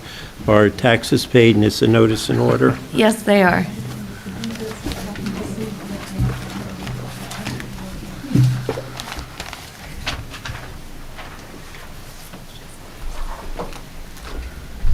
Mr. Sullivan will surface and swear you in. I will. Would you raise your right hand? Do you swear to tell the truth in the matter pending before the board? Yes, I do. State your name and address, please. Joanna Seltzer, 140 Chestnut Street. Okay, you can proceed. Hi, good evening. My name is Joanna, and I moved to this property in 2019. I have 2 children that currently attend Edgemont. My son is 11, and he's as tall as me. And my daughter is 8. They will be here in Montclair. I was raised in Montclair since I was 8 years old. I really was drawn to this home because of the historic nature of it, and because of its accessibility to the high school, knowing that my kids could walk back and forth to the high school. When we moved to this property, my kids were 4 and 6, and they shared a bunk bed. But as we just heard from the previous home situation with the accessory dwelling unit of 800 square feet, my home is 950 square feet, and we have 3 people there. And as I said, my son is growing every day. So we are just looking, to work within the restraints of being a historic property or an identified historic property with clearance from the Historic Commission, that we do not build up. Our only option is to keep it as the cottage, one for essence of the original design, of which we're happy to comply with, but we just want to have additional breathing room for everybody. Obviously, to purchase a home in 2019, it was before everyone was working from home, et cetera. So we are essentially looking here for a variance.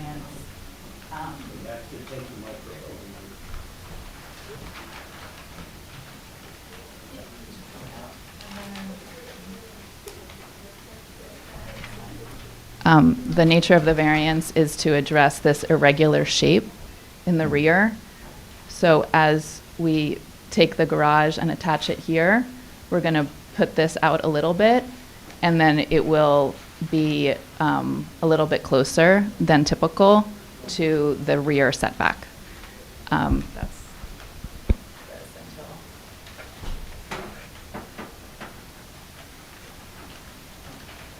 so the nature of the variance for that rear setback encroachment, due to the irregular shape of the lot, has just forces an unreasonable hardship, since the zoning rear setback cuts halfway into the proposed addition to the house, which goes in that direction, so that we're not building the house up and adding a second story, which would change, the historic nature of the property.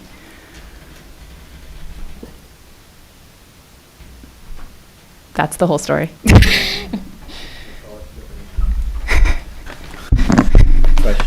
Good evening, Ms. Seltzer. Hi, how are you? So just a couple of things for clarification. First of all, the garage, when you purchased the property, was the garage itself already in disrepair? Yeah, the garage was sold to us in 2019 as is. Okay, so. And we have fixed it since then, and it's broken again. And so we're just like at this thing of like keep duct taping and Band-Aiding, and it's like what we really need to do is take it down. And then, in terms of looking at the floor plan of the property, is there a basement?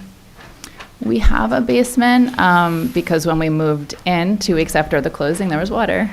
Okay. So we had to fix that, as one does in town. The exact square footage, it's hard to, it doesn't take up, like, the majority of the house is a crawl space, and then there's, I don't know, maybe 30% has, like, an actual basement that you could stand up in. So it's not used as living space? There is a TV there. There is, okay. It's a little danky, but, I mean, just because of the lack of space, we're trying to, like, kind of utilize every little inch and cranny. No, I was asking a question because as I was trying to understand the design of what you're doing, and I noticed the stairwell, and then I kept looking for, it's not going up, it's going down, but there was no floor plan for the basement, and so it was a little confusing to me in terms of what that space was for. I agree, it is confusing. Yes. Because it's, like, in the middle. But I think it was a cost issue to, like, completely change where the stairs were, added so much extraneous cost at that point that the architect was trying to be mindful, given the way that renovation costs have been going up. They're trying to take that into consideration. So what you're trying to accomplish in terms of your overall project is larger living space, because I noticed you looked at relocating bedrooms and then opening up what was bedroom 2 and living room and dining room into one larger space, and then adding dining area to the back, on the back side of the kitchen. I guess is that like a nook, or is that like a dining room, or what is that? So How is that currently, envisioned? the kitchen, I mean, we have a kitchen. Yes. I mean, maybe 2 people can stand in the kitchen comfortably at this time, and you can't eat in the kitchen. Okay. So the purpose was to be able to eat in the kitchen, because right now you have to cook in the kitchen and then go around the basement stairs Okay. to access a table, because you can't fit a table in the current kitchen. Okay. So, so then that dining area on the far side, on the back side of the, I guess it would be the north side of the kitchen would be that really is the dining area. Yeah. Okay. Yeah, I think, when you start utilizing a space with kids, you realize the closer the food is to the kitchen, that's the most ideal setup. Then, in terms of the garage, you're proposing that, I guess, is it a 2-car garage? Or 1-car garage? It's sort of like a 1.5-ish. Okay. Okay. So it's really one and sort of storage on the ground level. Yeah. And then you're proposing that there be a space on there will be a second story to the garage. Can you speak to that, please? It's really, like, there's no closet there, there's no bathroom, it's really like a multi-purpose space, again, because of this transition we went through from purchasing it in 2019, where no one worked from home, to now working from home and needing sound barriers between kids, homework, drum sets, Zoom meetings, that, like, having one space that various, members can go to achieve those kinds of tasks, and figuring out, like, which person is in which space. I think there's a lot of cacophony and, like, sounds that are occurring in 950 square feet that we've really looked at figuring out where could someone go when they need to focus. Okay. So it really is intended to be a sort of a multi-purpose space. Correct. To accommodate all of the occupants in the house. Mhm. That's the purpose. Okay. Then the last question I have is, I noted that the intent is to make sure that the addition complements the main structure, so that maintaining sort of the historical nature of the facility. and attention has been given to the roof and to the tiling of the roof so that it matches what is the existing roof. Can you speak to how old is the current roof on this? The roof is in grave disrepair, needs to be replaced. But it's sort of, the roof and the garage are in the same holding pattern where it doesn't make sense to replace the roof right now, knowing that there needs to be a renovation. Same thing as replacing the garage again. So it's, it needs to be replaced. There's moss growing on the back of it. I don't know the exact year of it, but it's not. So the roofing work will encompass the entire property, not Correct. just the new addition. Correct. Okay, We need that to wasn't replace. clear to me. That's why I wanted to- we need to replace the entirety of it. Yeah. All right, thank you very much. Yeah, of course. Mr. Church, do you have any questions? No questions. Mr. Simon? Hi. What's the size of the 2 bedrooms? Especially bedroom 3, seems very small. Yeah, they are small. We're trying not to make the house too big of a footprint because of the way that the historic building is. It was originally an office that got moved from Church Street. So they are on the small side. I'd have to look it through to see the exact dimensions. But is it going to be sufficient? I mean, okay.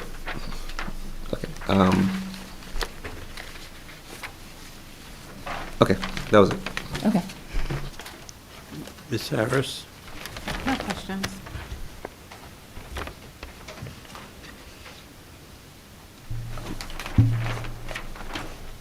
Oh, I have no questions. Mr. Simon? More. I have no questions. I have no questions. Okay. So now, I have a question for you in terms of, assuming the rear yard setback was calculated based on what I'll call the big part of the lot.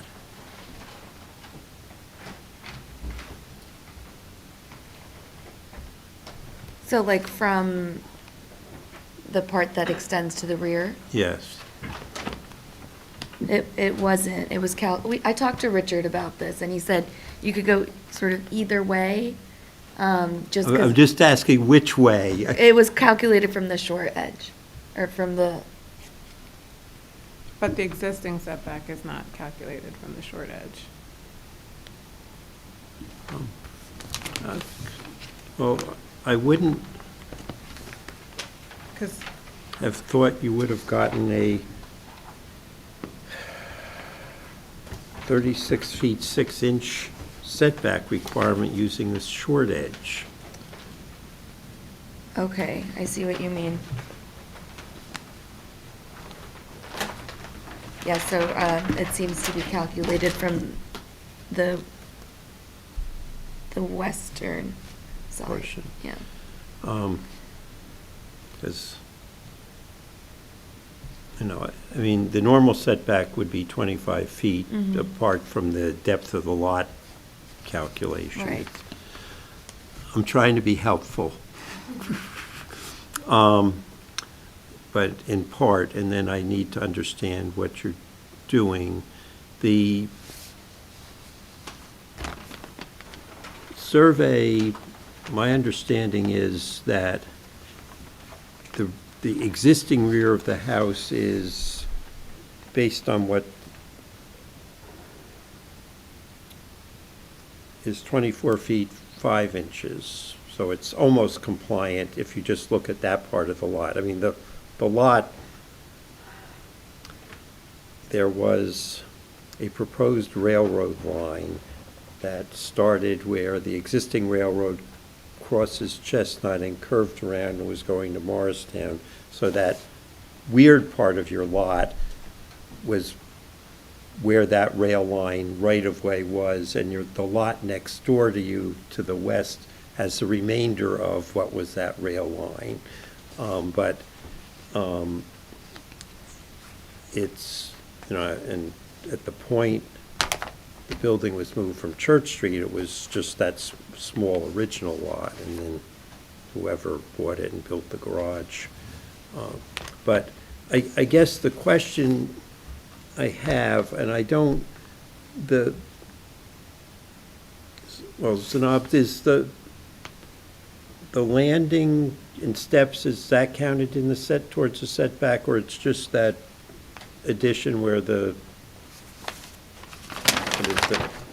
Yeah, the landing and steps don't count. Okay, so it's just the area where you're proposing the eat-in dining that you're creating what, in my view, is a new encroachment on what I'm still viewing as a 25-foot setback is what will do the other for variance purposes, but in terms of what the lot is the house is really, the rear lot line, the house is really oriented to.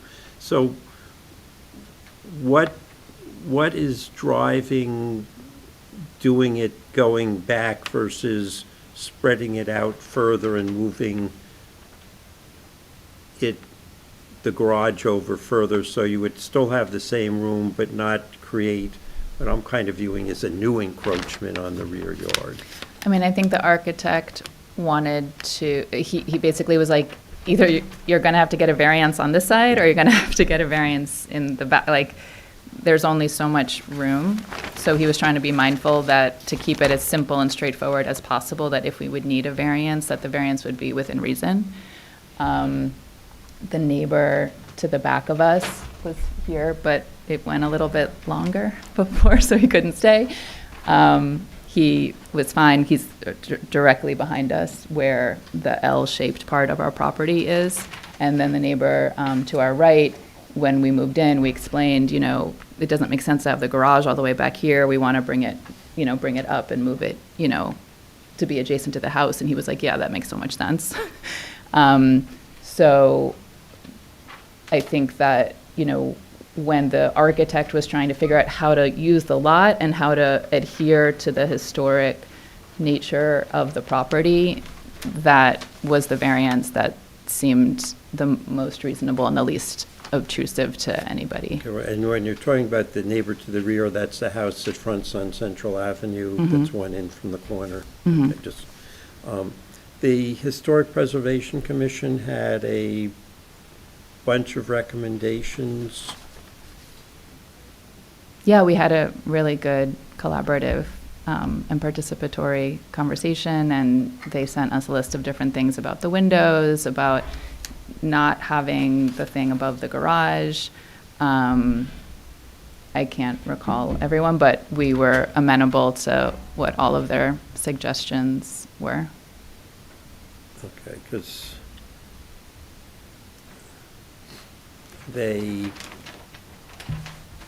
there are a couple that are written in what I will call mandatory language. It's ultimately our decision, and then there are a bunch that say consider, explore. Are you considering and exploring all of those, or are there any you don't want to do? I don't recall any that they recommended that we were opposed to during that committee meeting. I don't have that list in front of me at the moment. Let me go through, because I normally we'll put a condition on saying adhere to all of these, and I don't want to do that if there's some that are problematic for you. So one is remove the bracketed overhang above the garage and continue the roof line from the main house. You're okay with that? Yep. Consider eliminating the clerestory on the garage addition and replacing it with windows on the side or rear of the garage. You're okay with that? Okay. Consider relocating the skylights to the opposite roof slope to minimize visual impact. You're okay with that? Consider increasing the height of the garage doors to reduce the visual scale of the wall above. Explore changing the material or color of the garage doors. Yeah, we said we were open to that. Be open to that, or you're accepting that as a condition? I think that's the question here. I think we had proposed them to be white doors, is my recollection, and they felt that it would like, I'm trying to remember what the objection was to the, It was more about just the massing, so like adding either an architectural detail or changing the color to better align with, yeah, maybe like. just so it doesn't look like such a white bulk. Oh, That was right. the I mean, maybe intent. like, I mean, they didn't specify. Yeah, they didn't give They didn't, any- they didn't yeah. specify, like, I mean, we could do gray, we could do blue. I mean, they were fairly, it was a fairly minor list. Yeah, it was an aesthetic comment. HPC doesn't have authority over the color you choose, but it was if you wanted to explore some detail to break up the bulk of those white doors, was the intent of their comment. There's so many other more pressing things in the color of my garage doors, so. I think we're just gonna not require you to do that. And because I think you should look into that, but I'm not sure I'm hung up on the color of your garage doors. And ensure the window casings of the new addition match the style and trim of the existing, you're okay with that. Consider replacing the trapezoidal windows on the second floor of the garage with rectangular windows. Explore ways to modify the garage addition to make it more subordinate in scale to the main house. So that one. That one's a biggie. Well, I think the way that the conversation ended, if my memory serves me, is that when we discussed the way the vantage point of the plan is, it almost looks like the garage is bigger, but there's a giant tree that overhangs it that would diminish it visually. And also the garage is set back from the house. It's attached, but it's set back.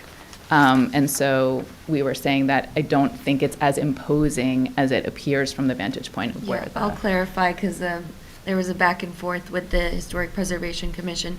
So there was one commissioner who was suggesting that it be set back further. The General Commission didn't fully agree, and they said it's fine where it is, but if there's a way, but I think you're right, that it was more based on how the rendering appeared, and that was clarified, but it was sort of left in as if there is a treatment that can be done, would be beneficial just for historic preservation, but wasn't stressed.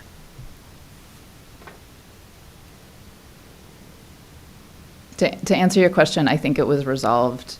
Yeah. But like the majority of members didn't see that as obstructive to their but- approval.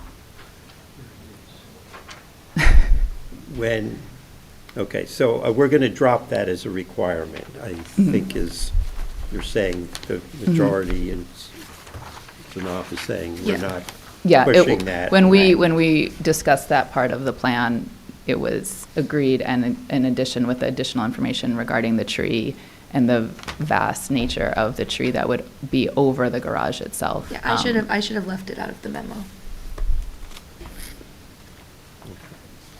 And the tree is referring to the street tree that's right at the edge of the driveway.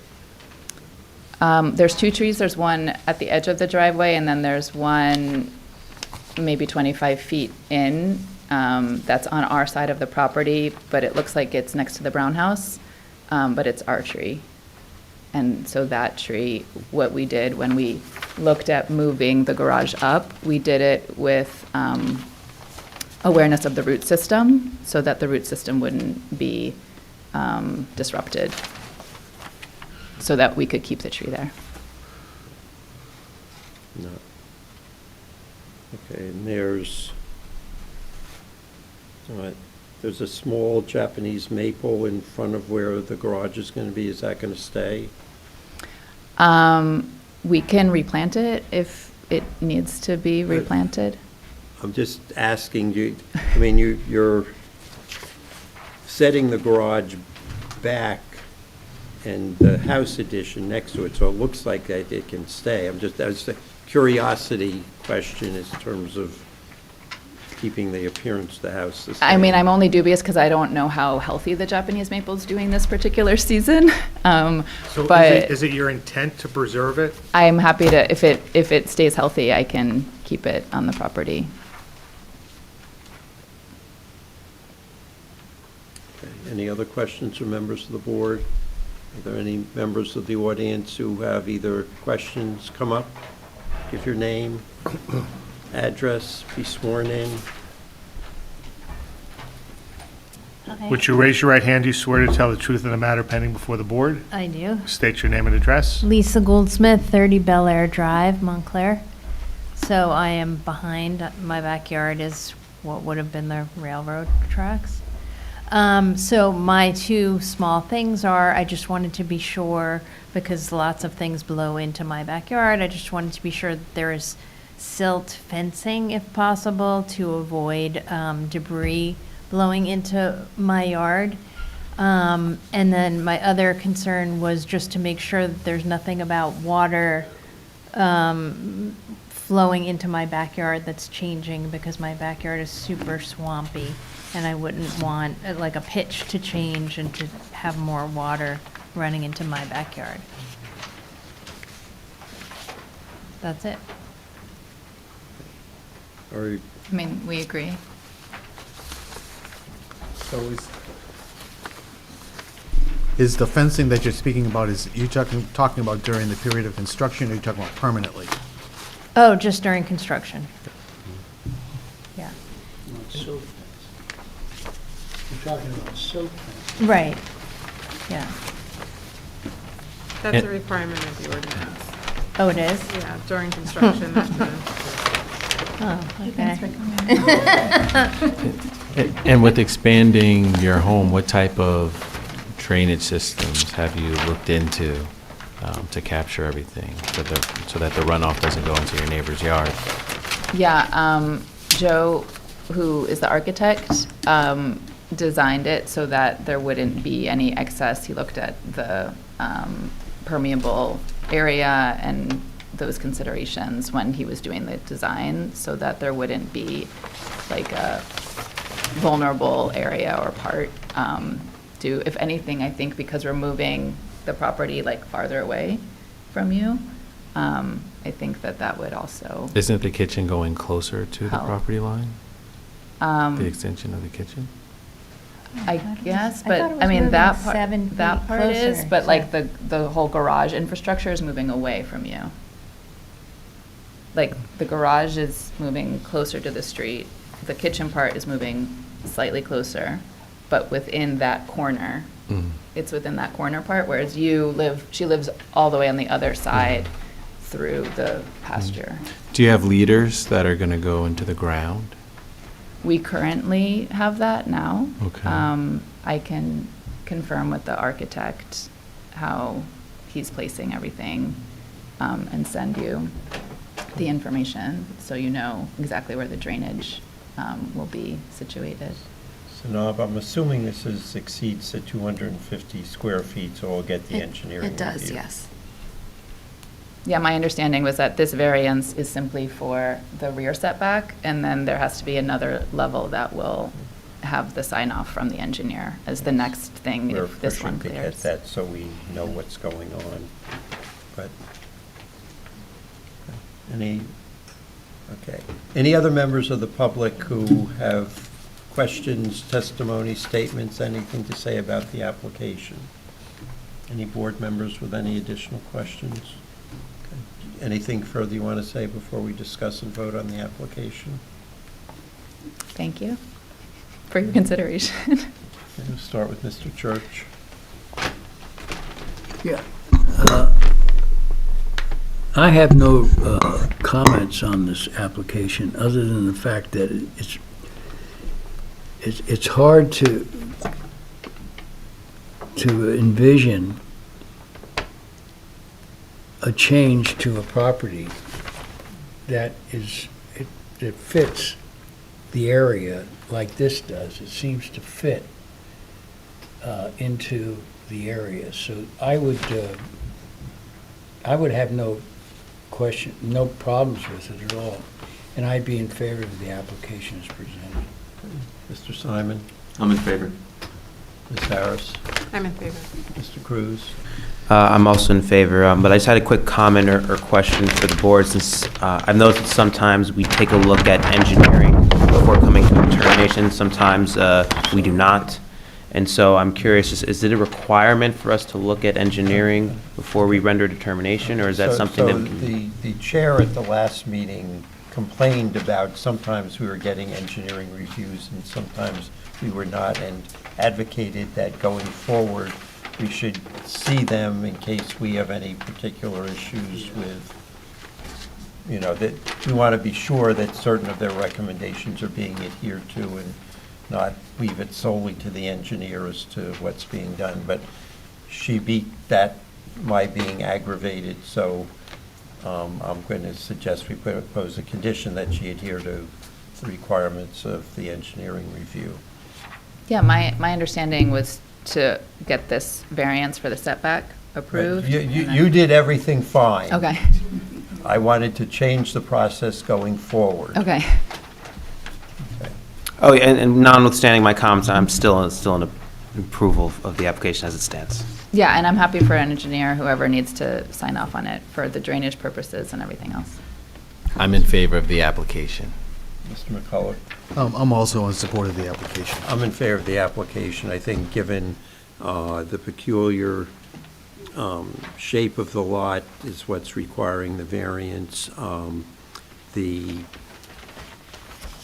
think the additional encroachment on the rear yard is justified because spreading the house out wider would raise some of the concerns the Historic Preservation Commission did by overwhelming the historic part of the structure. I think, you know, the conditions should adhere to conditions 1 through 4 and 6 through 7 in the Historic Preservation Commission report and adhere to any requirements of the engineering department related to stormwater. Someone want to make a motion? I make a motion to approve the application, given the restrictions stated by the chair. Second. We'll give it to Mr. Cruz, so he's getting to vote tonight and everything. All right. Okay, all in favor, say aye. Aye. Any opposed, any abstentions? Thank you for your time. Appreciate it. Good, take care. I'll get it later.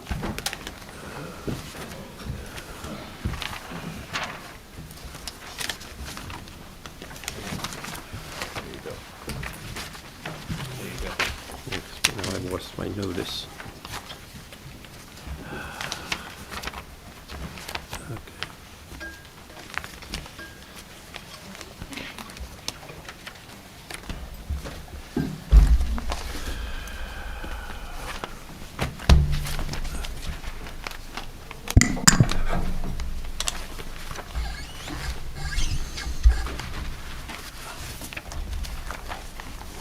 The next application is that of Stephen and Shannon Siwinksi for property at 533 Park Street. This is an application for variance to construct a one-story addition on the south side of the dwelling that extends the building's width in alignment with the existing dwelling. The property is located in the R11 Family Zone District and is designated on the Township tax maps as Lot 1 and Block 2710. A variance is required from Montclair Code Section 347-45B2 to permit a front yard setback of 32.36 feet, whereas where 43 feet is required minimum setback. Or taxes paid is the notice in order. Yes, they are. Would you both raise your right hands? Do you swear to tell the truth in the matter pending before the board? I do. State your names and addresses, please. Shannon Siwinksi, 533 Park Street, Montclair, New Jersey. George Held, 600 Getty Avenue, Suite 307, Clifton, New Jersey. I'm the architect for the project.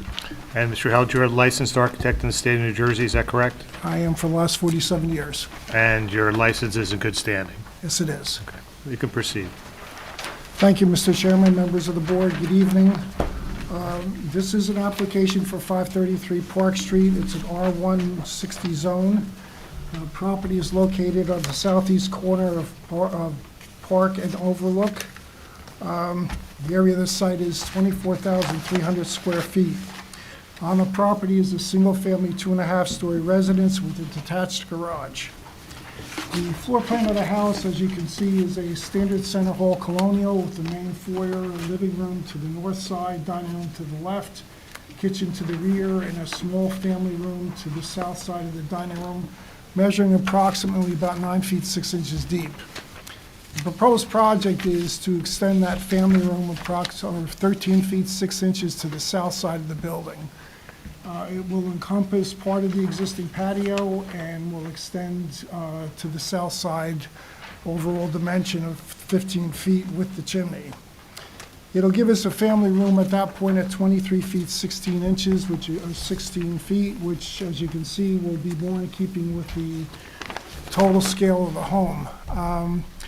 This project is compliant with your ordinance with the exception of the front yard setback. The minimum front setback in this zone is 25 feet, or the average of the 3 homes on either side of it or to the corner. The average of the 3 homes to our side averages out to 43 feet. The existing home exists as it is now is 32 feet, and there is the variance. We're asking for relief of that to extend the front wall of the house to align with the existing house, to maintain the architecture of the home. It is my feeling, because if you look at this lot is typically known as a flag lot. But to the south side of the property, instead of 10 feet, this house has 66 feet to the property line, plus another 15 feet to the adjacent property. So we're almost 85 feet with this addition to the adjacent house. It is my feeling that additional setback of that large setback on the side yard really diminishes the overall impact of extending the front of this house only 13 feet 6 inches. I really think, as an architect, I don't think you'll see that or perceive that. I think it maintains the front line setbacks of the house, and I think the minimum impact to the overall neighborhood will be minimum of none. The architecture of the house will be compliant with what's existing. We're proposing a brick facade to match the existing hip roof with a built-in Yankee gutter, which is on the existing house now. So the architecture of the house will be in compliant with the existing conditions. Overall, I think this is a great add to this home. It gives them a fully functional family room, which the home presently doesn't have, with minimum disturbance to the property. I have nothing further, Mr. Chairman.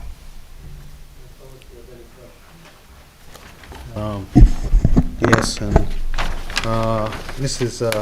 Siwinksi, I want to make a confession, first of all, that if your home security system showed some strange person walking around your property while you weren't home, it was probably me. So no problem. I get it on the phone. It's good. I saw you already. In terms of the design of the family room, Mr. Held, there is a wall that's being removed in order to accommodate this? Is that? Yes, the exterior wall of the family room now will be removed to extend the family room that 13 feet 6 inches. Okay. So, and what is the exterior wall composed of? Wood stud with a brick veneer. Okay. And are you in place of that, because it'll be obviously wide open, is that correct? Yes. Okay. So are you putting beams or something like that? I mean, what is, what? We're proposing to remove the roof of that structure, reframing that entire section, so the entire section will look like a new hip roof. Okay. So it's not a weight-bearing wall that was being removed? It is now, but we'll be removing that. Essentially, we're removing the hip part of the roof out 13 feet. Okay. So, this new family room will have extensive windows on 3 sides? That's correct. Okay. And plus the gas fireplace. Is the gas fireplace, that is only internal, is that correct? That's right. Okay. So, based on sort of the location of this, from my viewing, this new family room, for the most part, will be fairly invisible to neighbors, is that correct? I believe so, because of the extensive side yard that exists on this property.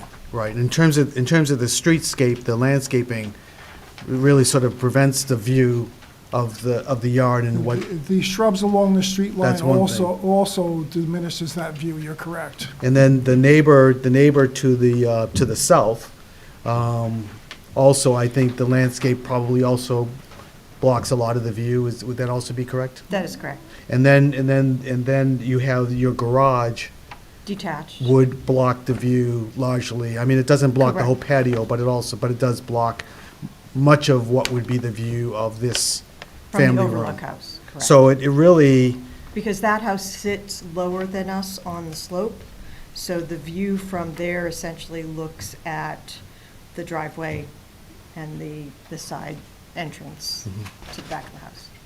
so the new family room really would be a pretty private space, based on. That is the goal, and that's our expectation. And the existing patio that you have and you've utilized, I mean, that has not felt as though it has encroached upon the privacy of your neighbor?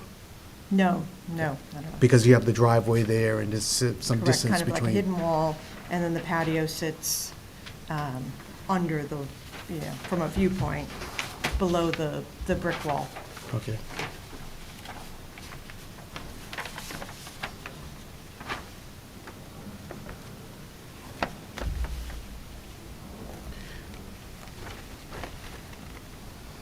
And the windows that you're designing for the new space are consistent with the existing, for the most part, with the existing windows in the house? The existing windows are triple sliders. We're proposing to maintain those same type of windows. Okay.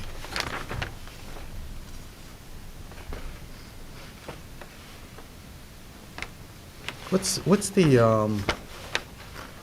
how old is this house? 100 years, 1925. Did you give it a birthday party? Or is this its Well, present? and our first house in Montclair was 1912, the year my grandmother was born, so I generally remember both of those dates for whatever reason. So, I mean, basically, what you've attempted to do is to maintain the architectural integrity of the... That's correct. Okay. Thank you. No questions. Mr. Church? No question. Mr. Simon? Just to follow up what my colleague said, the bushes which are currently there are going to either remain or be replaced to maintain the privacy. That is correct. Okay. There will be some rhododendrons that are quite close to the foundation that will need to be removed, but obviously, they'll, as much of it that we can save, it's a beautiful plant. We'd love to keep it. Thank you. Ms. Harris? No questions. Mr. Cruz? No questions. Mr. Moore? No questions. I have no questions other than curiosity as to how the tail on your lot came to be, because it otherwise looks like it was part of the Applegate farm, except... From what we can tell, and I've done some discovery in town, the house next to us on Overlook was built just slightly before ours. So looking back at the tax records, we think our property was a perfect square on the corner of Park and Overlook. And then whether it was family or not, we think they cut out, but why they left the flag piece of it, we don't know. In 1971, there was a permit taken for a pool in that back lot, but no evidence of the pool continues to exist. No, it's, you know, Welcome to 'cause, Montclair. I mean, the lots on Overlook, you know, basically go straight and line up going down with the lots on Fairview, which is, all those came out of what was the Applegate Farm property. And I'm just wondering how this piece got left out, or I'm sure it's a very valuable part of your property. Okay. Anything further? Any members of the public who have questions or comments, testimony, anything you want to say about this application? No, Mr. Chairman, thank you. Okay, anything further? Okay. We'll start with Mr. Simon. I'm in favor. I'm in favor. I don't think you're making the existing setback worse. You're just building to the existing setback, so I'm in favor. Thank you. I'm in favor. I think it's a great idea. I'm in favor of the application. Mr. McCulloch. I'm also in favor. Mr. Church. Yeah, I'm in favor. I'm in favor, I think, given this is a one-story addition, adding on to what's the existing one-story part on that side of the house, keeping the same setback, you know, that this is justified by the existing conditions on the lot and will not have a substantial detriment to public good or substantial impairment of the zone plan, and I don't think we need any conditions, unless anyone else does. Someone want to make a motion? To approve as submitted? Second. All in favor, say aye. Aye. Any opposed? Any abstentions? Thank you very much. Have a Thank good you very evening. much.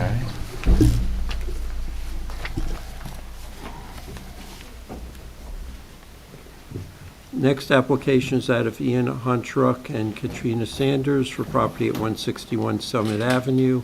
This is an application for variances required to construct a new detached garage at the existing driveway behind the primary dwelling. The property is located in the R1 one-family zone, is designated on the Township tax maps as Lot 16 and Block 2606. Variances are required from Montclair Code Section 347-46A1 to permit an accessory structure height of 19 feet, where 15 feet is the permitted maximum height, from Montclair Code Section 346A2A to permit a side yard setback of 2.5 feet for accessory structures where 6 feet is required or taxes paid, and it's a notice in order. Yes. Would you both raise your right hands? Do you swear to tell the truth in the matter pending before the board? Yeah. State your names and addresses. Ian Honcharuk, 161 Summit Ave, Montclair, New Jersey. And Katrina Sanders, 161 Summit Ave, Montclair. Okay, why don't you pull the microphone a little closer to you so we can hear? Go ahead. You can proceed. So, yeah, you covered most of it. We're proposing to build a two-car garage at the end of our driveway with a 2.5-foot offset from the property line. The existing, we don't, there's not currently a garage. The one we're proposing is planned to be aesthetically similar to our home, with similar siding and roof, windows.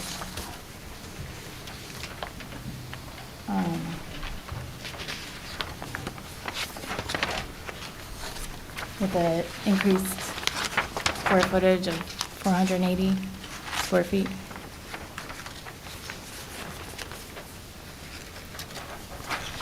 Start questions. Do you have any with Mr. questions?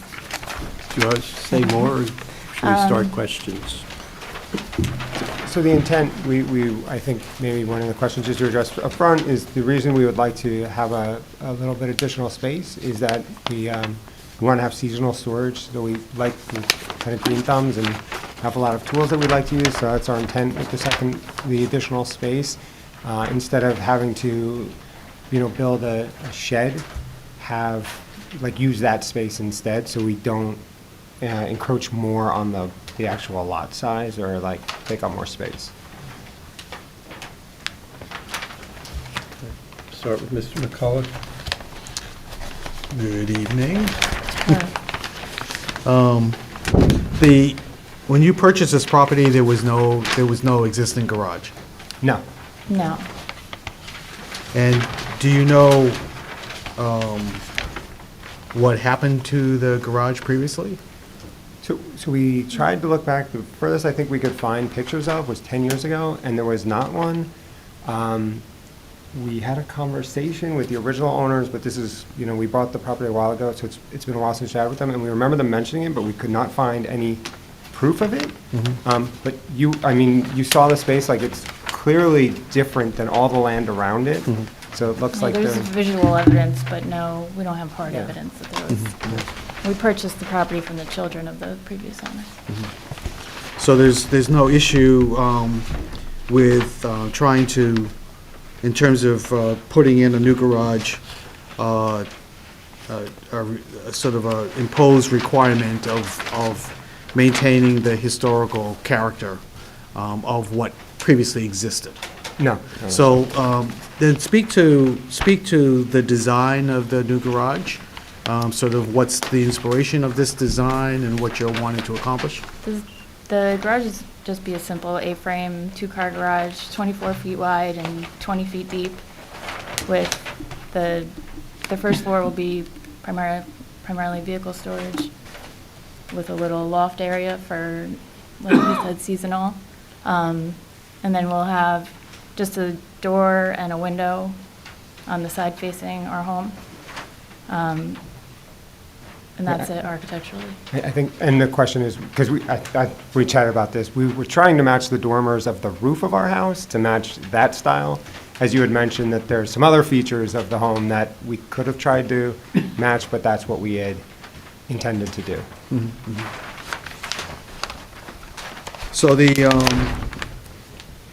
will be a two-car garage, right? Correct. Yeah, that's the intent. And then there will be minimal storage space above. There will not be any plumbing in the garage? Absolutely not. Okay.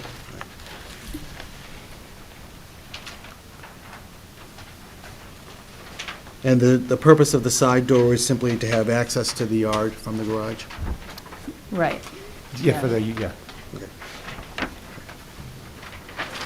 And then the location of the garage, is it in the same location where the original garage might have been? We believe so, yeah. It's right at the end of that driveway that you can see on the map. Okay. And what about the space behind the garage? What's the intent in terms of that space? Because it's a pretty deep yard. Just landscaping, we would just landscape it. We don't have an intent for it right now, other than just usable yard for our kids. Yeah, really turn it into an oasis. So, you know, we currently live on Alexander, and if you've gone down Alexander, going from Grove to Broad Street, there's a house that might stand out to you. It's a greenhouse with a ton of trees, kind of doesn't match with everything else. That's our home. Lots of green, you know, kind of year-round plants. And so I imagine that we would want to line it with that and, you know, provide privacy for the children to like hang out, and ourselves to be able to spend time there. Okay. And then finally, in terms of the driveway, is it your intent to maintain the driveway as it currently exists, or are you planning on any revisions to the driveway itself? Not the No shape. Again, we might make it smaller on one side if we, again, after this work, to see how we can use the space correctly, and then probably repair it, because as you saw, it was in somewhat ill repair. But other than that, no changes. And that's why we want to position it as it is so we don't have the extra kind of driveway space, right? We want to keep as much, you know, grass and play space as we can. Okay. All right, thank you. Mr. Church, do you have any questions?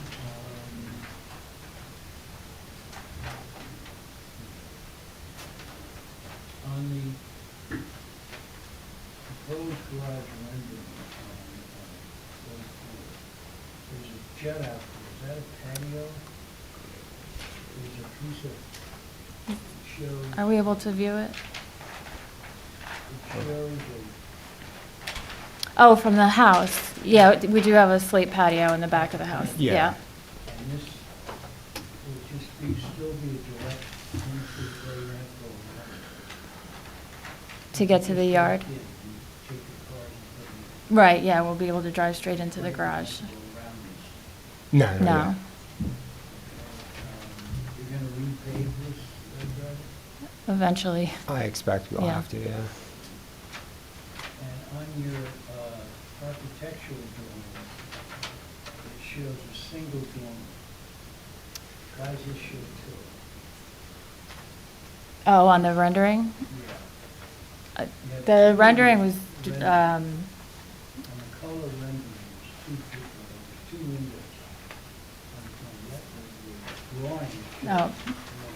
The intent of the rendering is more just to show the color and style of the garage, but the architectural drawing is accurate to what we would be building. You're not gonna put color windows. No. If it is It would- if- recommended. if it would be preferred, then we would do that. Absolutely. This was a conversation for a little while, so sorry about that. Okay. Yeah. no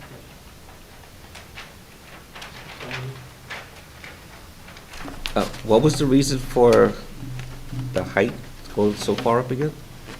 So we want the secondary space for basically seasonal items, right? Like anything that you only use, you know, you pull out, and then for, you know, I have like a very big rake, right? Like things that are just not going to be able to store on the first one. So again, we currently have a 2-car garage, which is going to be about the same size. And it does not make, like, I cannot keep everything in it, so I also have a small shed in the back. I prefer not to have that small, I mean, I would, if I had to do that, I would want a bigger shed, and I would lose more space, and I would prefer not to do that, so that's what we would like to use the space for. So for the loft area, how do you propose to access it? Is there gonna be a drop-down ladder? Because you don't have anything on your floor plan, There will so. be, there's a set of stairs. Yeah, there's a set of stairs that go to that door, that side door. There's a set of stairs, and I'm sorry if they're not on the drawing, that's the intent. I'm sorry, say it again? I'm sorry if they're not on there. There's a set of stairs that go along the back wall that go to the back, that go to that side door. Interior stairs. Interior stairs, I'm so sorry about that. So inside the garage, there's a Right, set yeah. of back stairs that's gonna go to the, and the loft area will be towards, behind the doors, on the opposite wall of the doors. Yes. Okay, all right. I'm fine with this. My only concern is just the side yard setback. 2.6, you know, in the past, we've generally limited it to 3 feet. It's a nice even number, and, but I definitely understand the concern, but I would like to stick to that 3-foot side yard. It's only 4 inches, right? Okay. 7 inches. We measured to that, Yeah. to Yeah, the we just current went for the driveway, so Yeah. that's where that comes That would be my only thing, just to maintain the 3 feet at a minimum. Okay, makes sense. Thank you. What is the height of, like, the floors, like the height from the slab to the ceiling in the garage? I'm still trying to figure out the height. I understand you need a loft size, a loft above, but you don't need like a full height room. It's So, not full height. No, it's like, I believe the ceiling is 12 feet, and then there's just 6 feet above that, and then a foot for framing. I can barely stand Yeah. in the middle, like that's Yeah. what the height of it is. I'm sorry, we have to get it updated, but the way that it was drawn and the way that we saw it was, again, when I come up, I lean down, and then I can walk right down the middle of that pitched ceiling. what do you, does this building exist? What do you mean, like, you can't stand up in it now? Oh, we saw. We saw a model. We saw a model. Oh, I'm got sorry, it. I'm Okay. sorry. Yeah, Okay. I'm sorry about that. Okay, all right. So, but the height of the garage itself is 12 feet. No, Is that correct? The peak of the garage would be, oh, you mean the, Yeah, where the from the vehicles would garage, be? I the slab to believe the that's underside of what- the loft is 12 Yeah, feet. That's a little bit excessive for a garage. Right. I mean, I think you can get away with might 8 be. feet and 8 to 9 feet and be very comfortable. I'm just trying to minimize this variance at 19 feet for, and you're not having like occupiable space above, it's just a loft, I think is a lot. Is this a pre-built, pre-designed? Yeah, and it's pre-designed, yeah, pre-everything. It's definitely not occupiable. Yeah, it's, Yeah, he could barely stand, and I could be wrong with the 12-foot height of the vehicle area. I mean, either way, though, like 19 feet for a garage with a loft is a lot. So I'm curious as to what the structure is here that's causing this requirement for 19 feet. I mean, a loft is typically 6 feet, 7 feet. Garage is typically 8 to 9 feet, right? So we're talking about 14 or 16 feet max, so. That's just the dimensions we were given from the supplier, the manufacturer. Okay. So And it's I. either a 1-story with no storage, or this 2-story Okay. at 19 feet. And I agree with Mr. Simon. Usually, we actually grant the 3-foot setback when there's like an existing structure there and we're trying to make it work, but it seems like you guys have the room to fit this within the required setback, so I'm not sure that it's necessary. I'd be interested to see what my colleagues say, but I don't think the side yard setback is necessary in your case. Mr. Cruz? Yes, so it sounds like the way you were describing this garage, it's kind of like it's a prefab. They're gonna drive it in on like a tractor trailer, or something, drop it off, or? no, they bring out all the wood and then they build it in place. Okay. They don't prefab. Yeah, it's just pre-planned and everything. I guess they prefab some of the pieces, but it's not. Yeah, but it's not something that they're putting on, like, they're just gonna No, drop it off no, complete. They're gonna no, assemble it on the, Yeah, yeah. Like okay. raise the walls and. Okay. Is there anything comparable in terms of like size in the neighborhood? Yeah, we were just looking at that. Yes, on Northview there is. Actually, that one is much bigger, but Yeah. there's a one very close to us, like around the block, that's a full 2 stories, and it looks almost like a 2.5-story garage.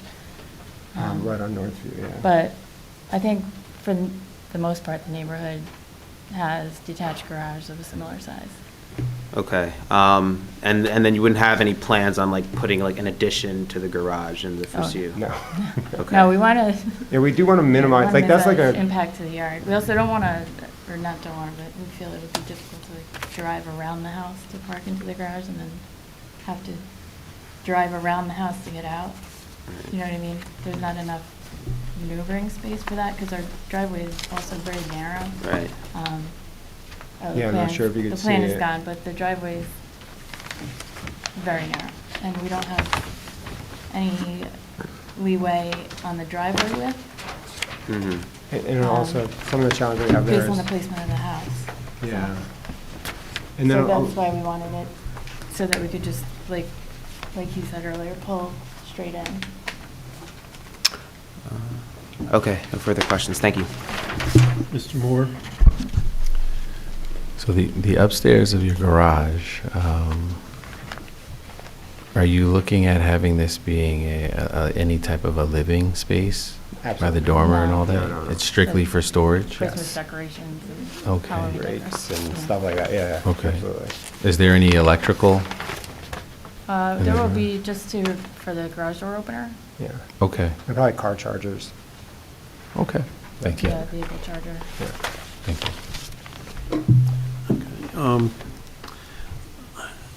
Like some of my colleagues, I have a problem with the less than 3 feet, and I'm trying to figure out what we can do.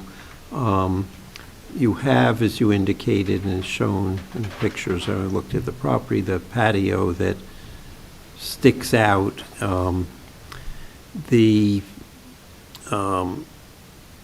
But you're also, I mean, it's hard to tell from, the pictures that you submitted with it, but it looks like you're having the garage go closer to the fence than the paved area is, and you have, so I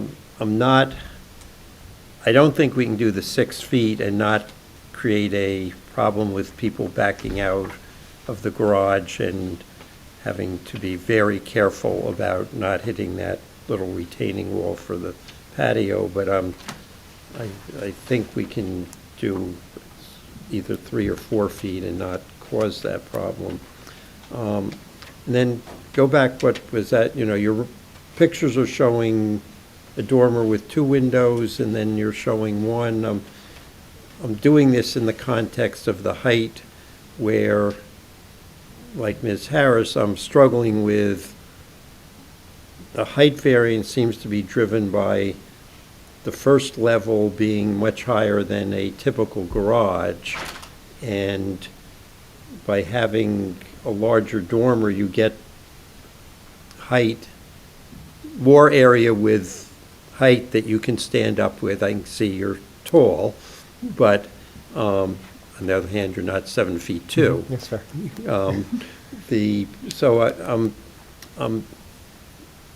And since, well, I'm not sure I'd be for it even if it was a prefab unit, but I just don't see, how the justification where there's nothing there now and clearly hasn't been anything there for some period of time. I suspect there once was a garage, but, we can't base it on a pre-existing structure being, exceeding the height limit. And, for it just being used as storage space, I understand you have to stand up and you don't want to walk, but I'm not seeing why that can't be accommodated within the 15 feet. Okay. Any other questions from members of the board? I think, I'm sorry, I don't know if I'm allowed to, I think part of like the design and why it might be, again, higher is the like, you know, how it's kind of, the roof is angled, like, again, I just can't express well enough how going up there was not. But that's something you have control over as to the slope of the roof. It's, Well, the, Yeah, no, I'm sorry, I didn't mean, I just. No, because I was going to give you a turn to. Oh, okay, to yeah, no, talk. I appreciate. That's a great question, and I guess we could change the style and the shape, but we did want to have that kind of look to hopefully be similar to the style, right? Instead of going with like a flat roof or something else that might not look as consistent. No, I think a flat roof would not be appropriate, but I think you can accomplish this with still having a sloped roof, and just the extent of the slope can give you, plenty of room so you can use the area.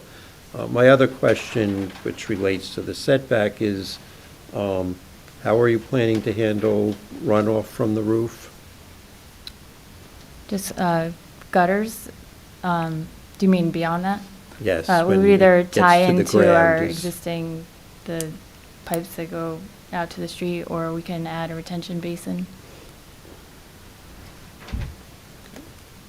There's enough space, I think, behind it. Any other questions from members of the board? Okay, are there any members of the audience who, since we have a member of the audience, who have comments, questions, testimony, anything you want to say? Not much. I'm totally in support of them building. I live next door, so.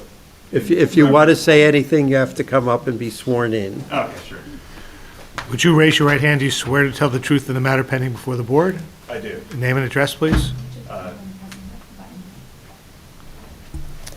Ted Bourne, 159 Summit Avenue, so next door.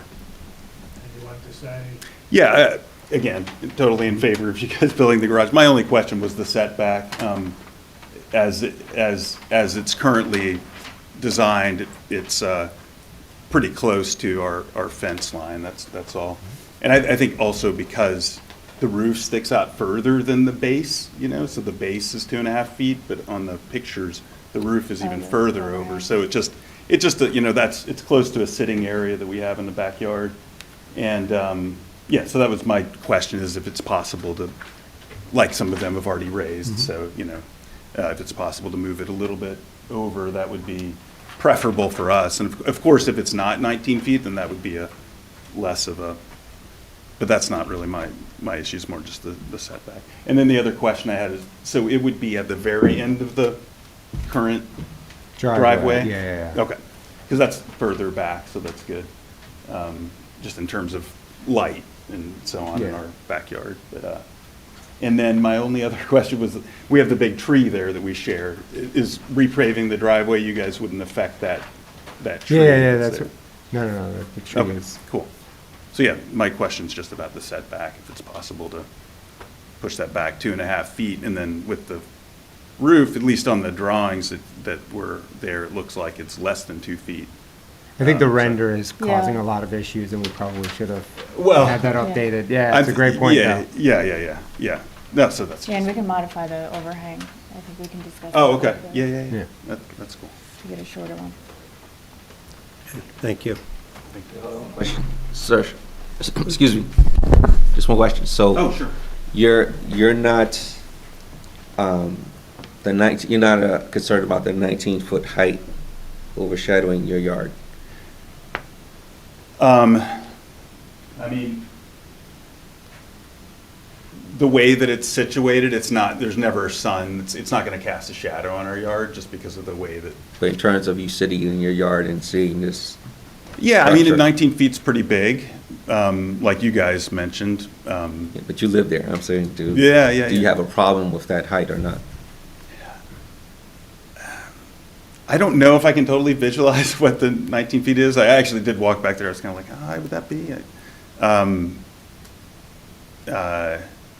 Yeah, so I mean, I guess it's really, yeah, I mean, I'm kind of looking at our house. I don't even know how high our house is, trying to figure out how high 19 feet would be. Yeah, I mean, maybe, But again, if that's a design that you guys already have, I don't want to mess with it. Again, it's not, that part's not. I mean, this is your opportunity. Once it's built, it's built. So if you Well, can. you guys were already mentioning it, so I didn't feel like I We needed can to mention it, pile on. but if you would have to come to some agreement, because they are asking for a variance over what's allowed. So if you have a concern, this is your chance to say it.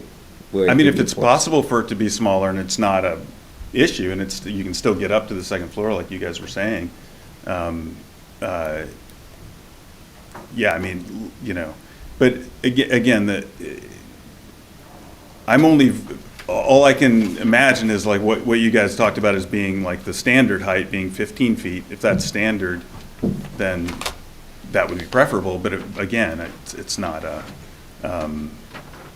that wasn't my primary concern. Mine was just, I think they mentioned the runoff, and if the roof is really just like 1.5 feet away from our yard, we could be getting a lot of water kind of coming off. So that was, and again, like you said, if that's able to be Yeah, we can adjusted, definitely.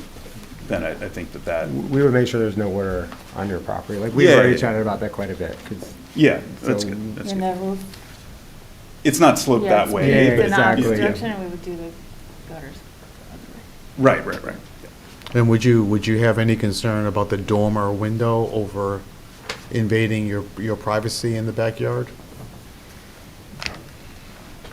No, I mean, it would not be facing our backyard, it would be facing towards their house, and no, I don't, that's not an issue. Again, it was mostly like, if there's a way to, which you guys have already been discussing, if there's a way to make the setback just a little bit more, I think. And it's not even just for me, it's just like, okay, when we sell the house, is somebody gonna be like, whoa, that garage is like right on the fence line, That would be the thing to avoid, and just getting it a little bit further back.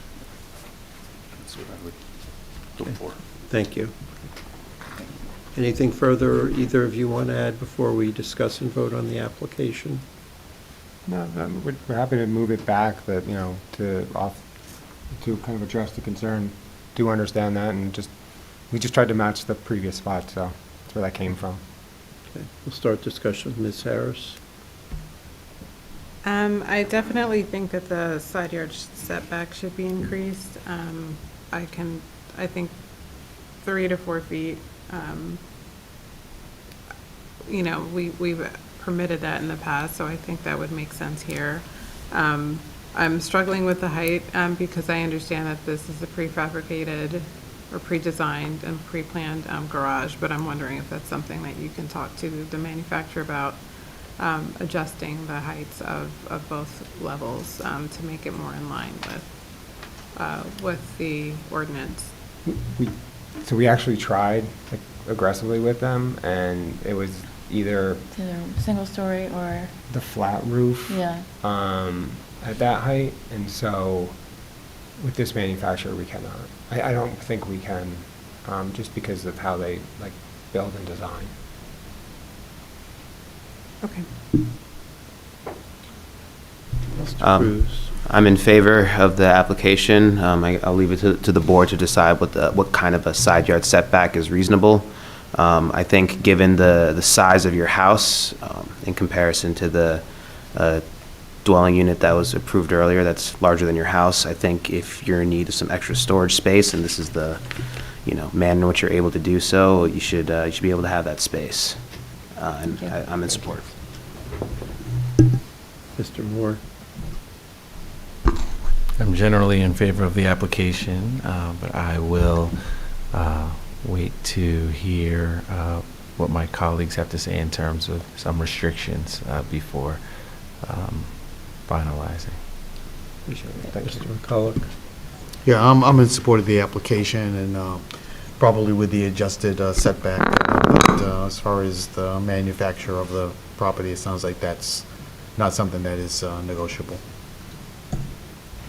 Mr. Church? I'd be in favor of the application with the adjustment to the setback to 3 feet. Mr. Simon? I'm generally in favor. I don't know if you explored all your options, especially considering the fact that this is a blank slate, there's nothing there.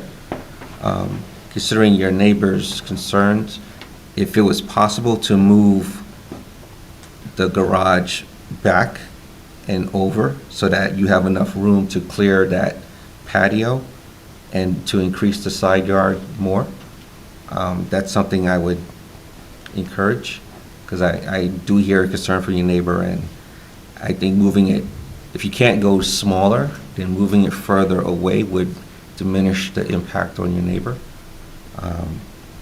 But generally in favor. I would definitely have the minimum setback of 3 feet for the side, but if you can do something to increase that, I would encourage that. Does that reset the process? Just wondering, like, if we say push it, like, we would push it back, does that reset this process? Excuse me? To push it all? No, the answer's no. Okay, No, just if- wondering. If the board elects to approve the application, they can put conditions, including providing a minimum setback at 3 feet. Okay.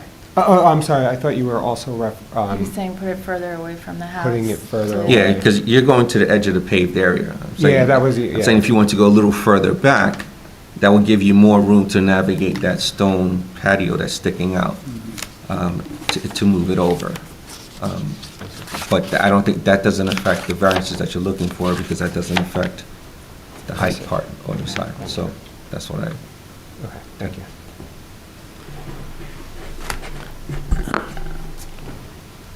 Probably shouldn't have said that. That is giving me interesting thoughts.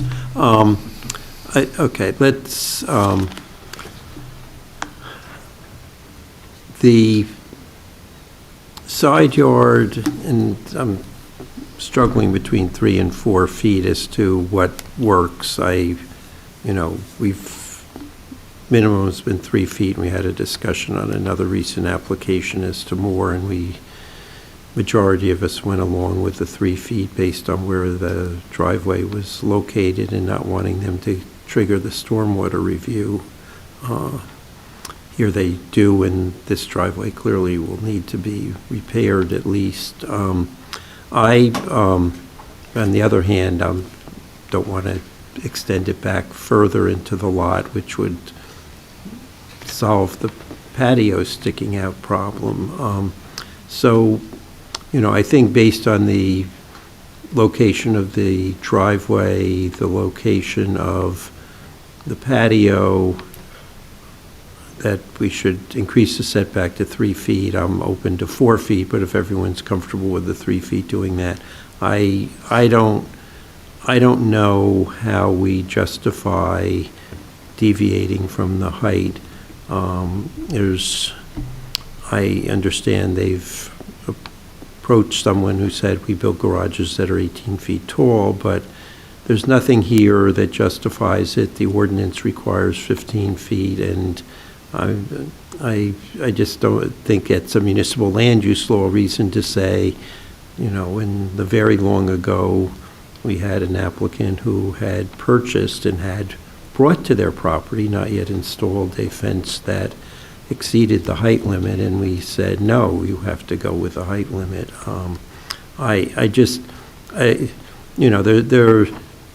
There's no C2 justification for granting this variance, and there's nothing particular about the property that dictates, characteristics of the property or structures on the property that justifies exceeding the ordinance by, 3 feet. That I just can't, I don't see a rationale for doing that, and suddenly saying, well, if you come in and, you've talked to a contractor and that's the size garage they build, we approve it and say, okay, I think I kind of take the view the ordinance says what it says, and they should have, taken that into account. But any further discussion? Mr. Chairman, I guess I was thinking about it a little bit more, and, whilst I still personally would not mind the height, subject to the engineering, et cetera, I guess I would be concerned if at a future time, as I mentioned earlier, how somebody might want to take that and then expand upon it using our approval of the existing 19-foot height as justification to continue expanding outward at a later point in time. So that would be like a reservation. if there's a way to put on this as a stipulation that it cannot be expanded on, like, we are very grateful to have that, like, this is very much not the intent. I think, I mean, we could do that, but that would not preclude someone coming back in and say, could you please modify the condition of the approval? I mean, either way, they're coming in for a variance with or without the condition. It's just whether they're modifying the condition or seeking a further variance. We couldn't say, no, you can never do that, because we Right, so don't have it doesn't that really, authority. from a practical standpoint, it really wouldn't make a difference. I see, oh, okay. Further discussion? Well, just a question, are there other builders that you've consulted beyond this one that you, I guess, have a contract with at this particular point? I mean, others that you could look at a more modified, similar design, but the height factor would not be as great as this particular one. I mean, we could definitely try to work with more contractors, but we liked, again, we saw their previous design, we liked it a lot, and almost everyone we talked to ended up kind of basically pushing us towards a flatter roof, which we just really didn't like. So that's what pushed us to kind of want to go through this process and try to get this variance, because we felt that it would get us both the form and the function that we were looking for. So we could, yeah, of course we could continue, and if anyone had recommendations, we could follow up with them, but we did chat with quite a few people as we went through this. Further discussion, and if not, someone want to make a motion?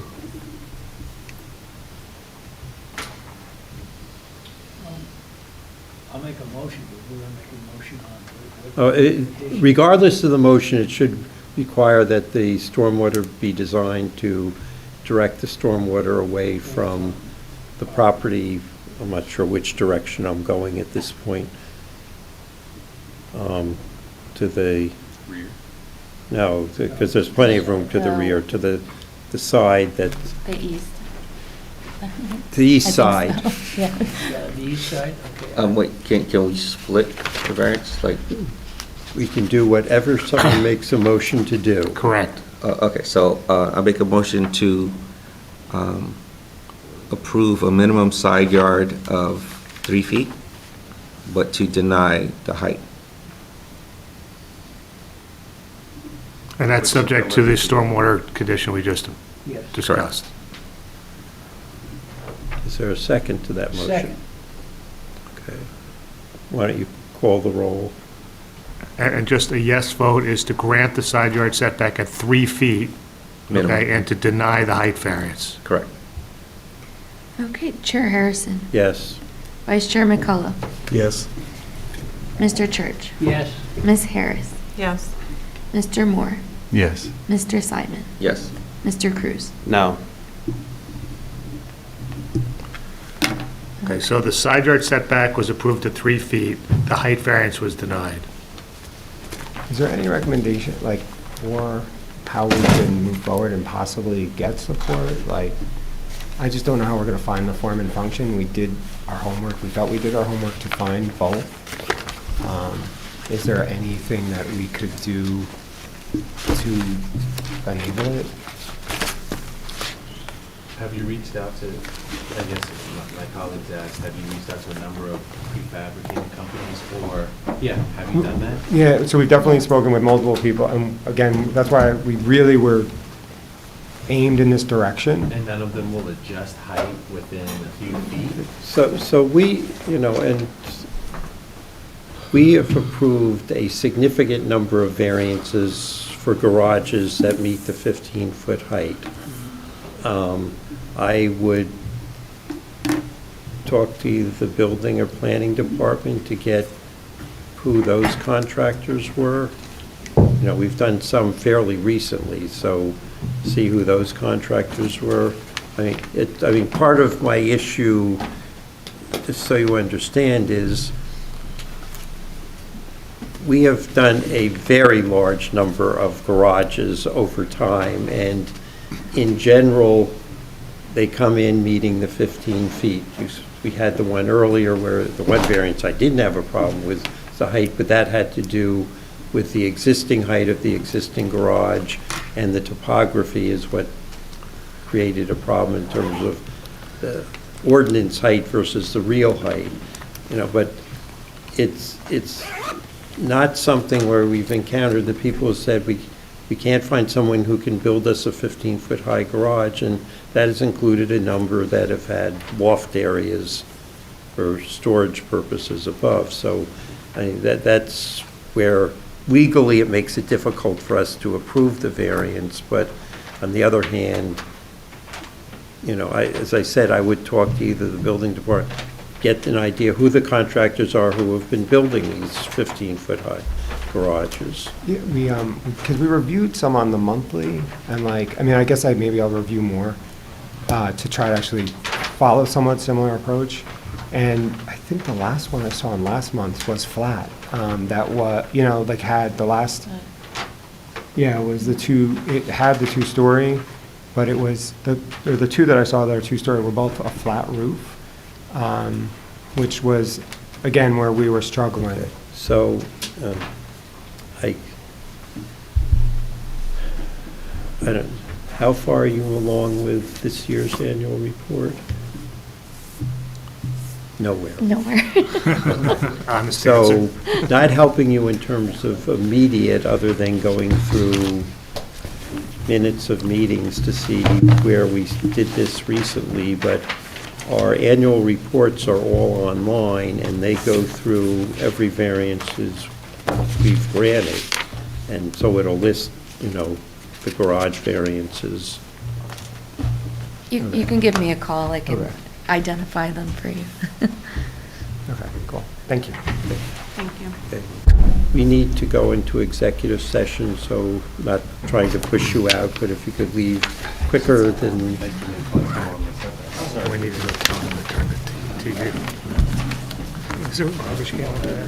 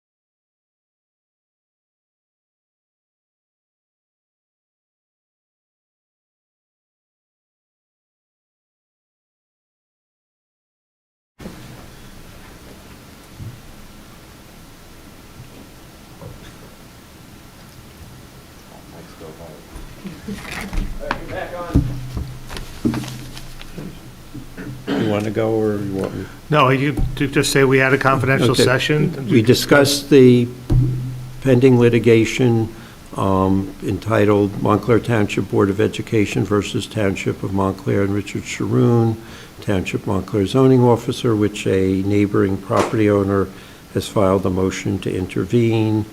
And based on that discussion, would someone like to make a motion? Motion to allow Mr. Sullivan to Authorize. authorize a response to The questions posed by the judge in the litigation. In the Yes. oral argument. Yes. On April 16. 15. No. 15th, today's the Yes. 16th, it was 15th, yesterday. 15th, Yes.